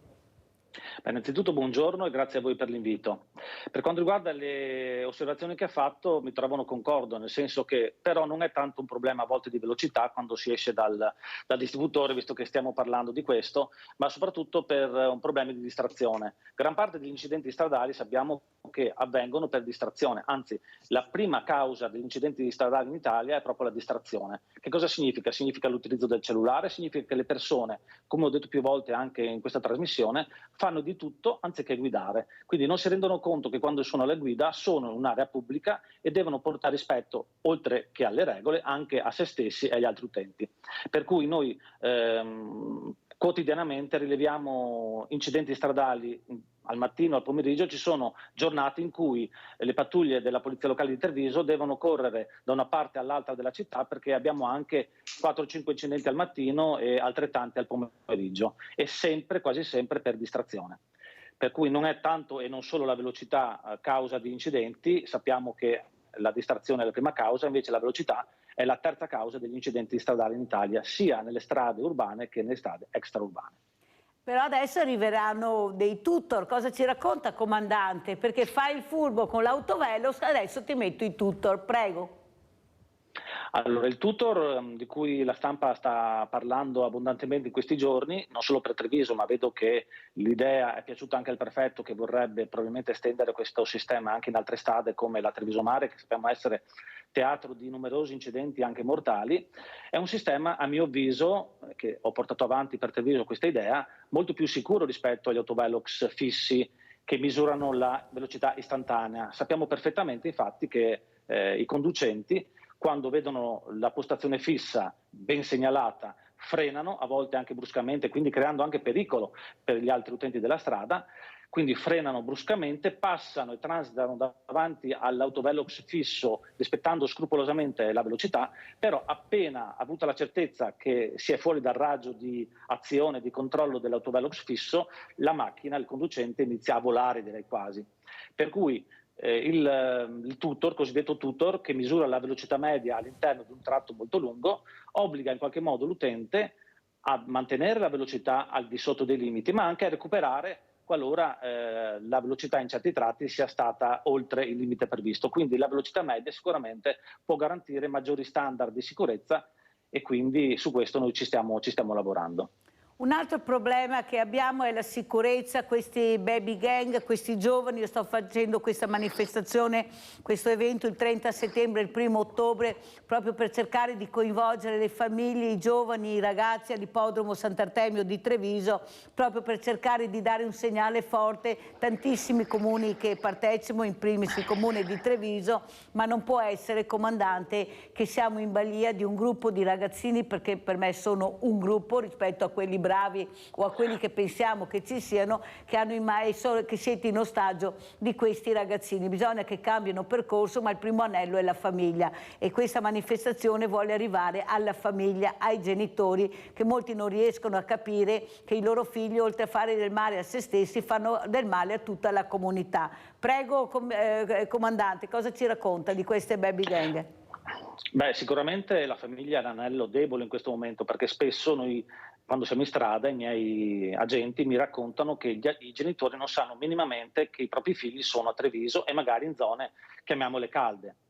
Per cui qui manca veramente la presenza della famiglia, che deve responsabilizzare i propri figli e deve anche curarsi di cosa fa il proprio figlio il sabato pomeriggio. Giustamente il sindaco Mario Conte proprio sabato scorso evidenziava il fatto che si sarebbe aspettato tante famiglie a Treviso, ne sono venute sicuramente tantissime, ma i genitori dei ragazzi che frequentano Piazza Borsa, via Fiumicelli o comunque la stazione dei treni delle Corriere mancano completamente. Quindi sicuramente bisogna lavorare con le scuole, bisogna lavorare in termini di educazione, di prevenzione, di sensibilizzazione. Devo dire che comunque, come ha detto lei giustamente, a volte si dimenticano però che la maggior parte dei ragazzi sono ragazzi che comunque sono rispettosi, perché noi il sabato pomeriggio a Treviso accogliamo anche alcune migliaia di ragazzini. Logico che se qualcuno di loro, e nella statistica sicuramente c'è la possibilità che qualcuno faccia il bulletto, fa molta più notizia rispetto al 90% dei ragazzi che invece vengono a Treviso e sono tutto sommato rispettosi delle leggi e comunque delle altre persone. Logico che fa più rumore, come si dice, un albero che cade che una foresta che cresce, per cui anche la stampa, e su questo noi stiamo molto lavorando perché diano notizie veritiere. L'ultimo fine settimana, ad esempio, si è parlato di una rissa tra ragazze quando non era assolutamente vero.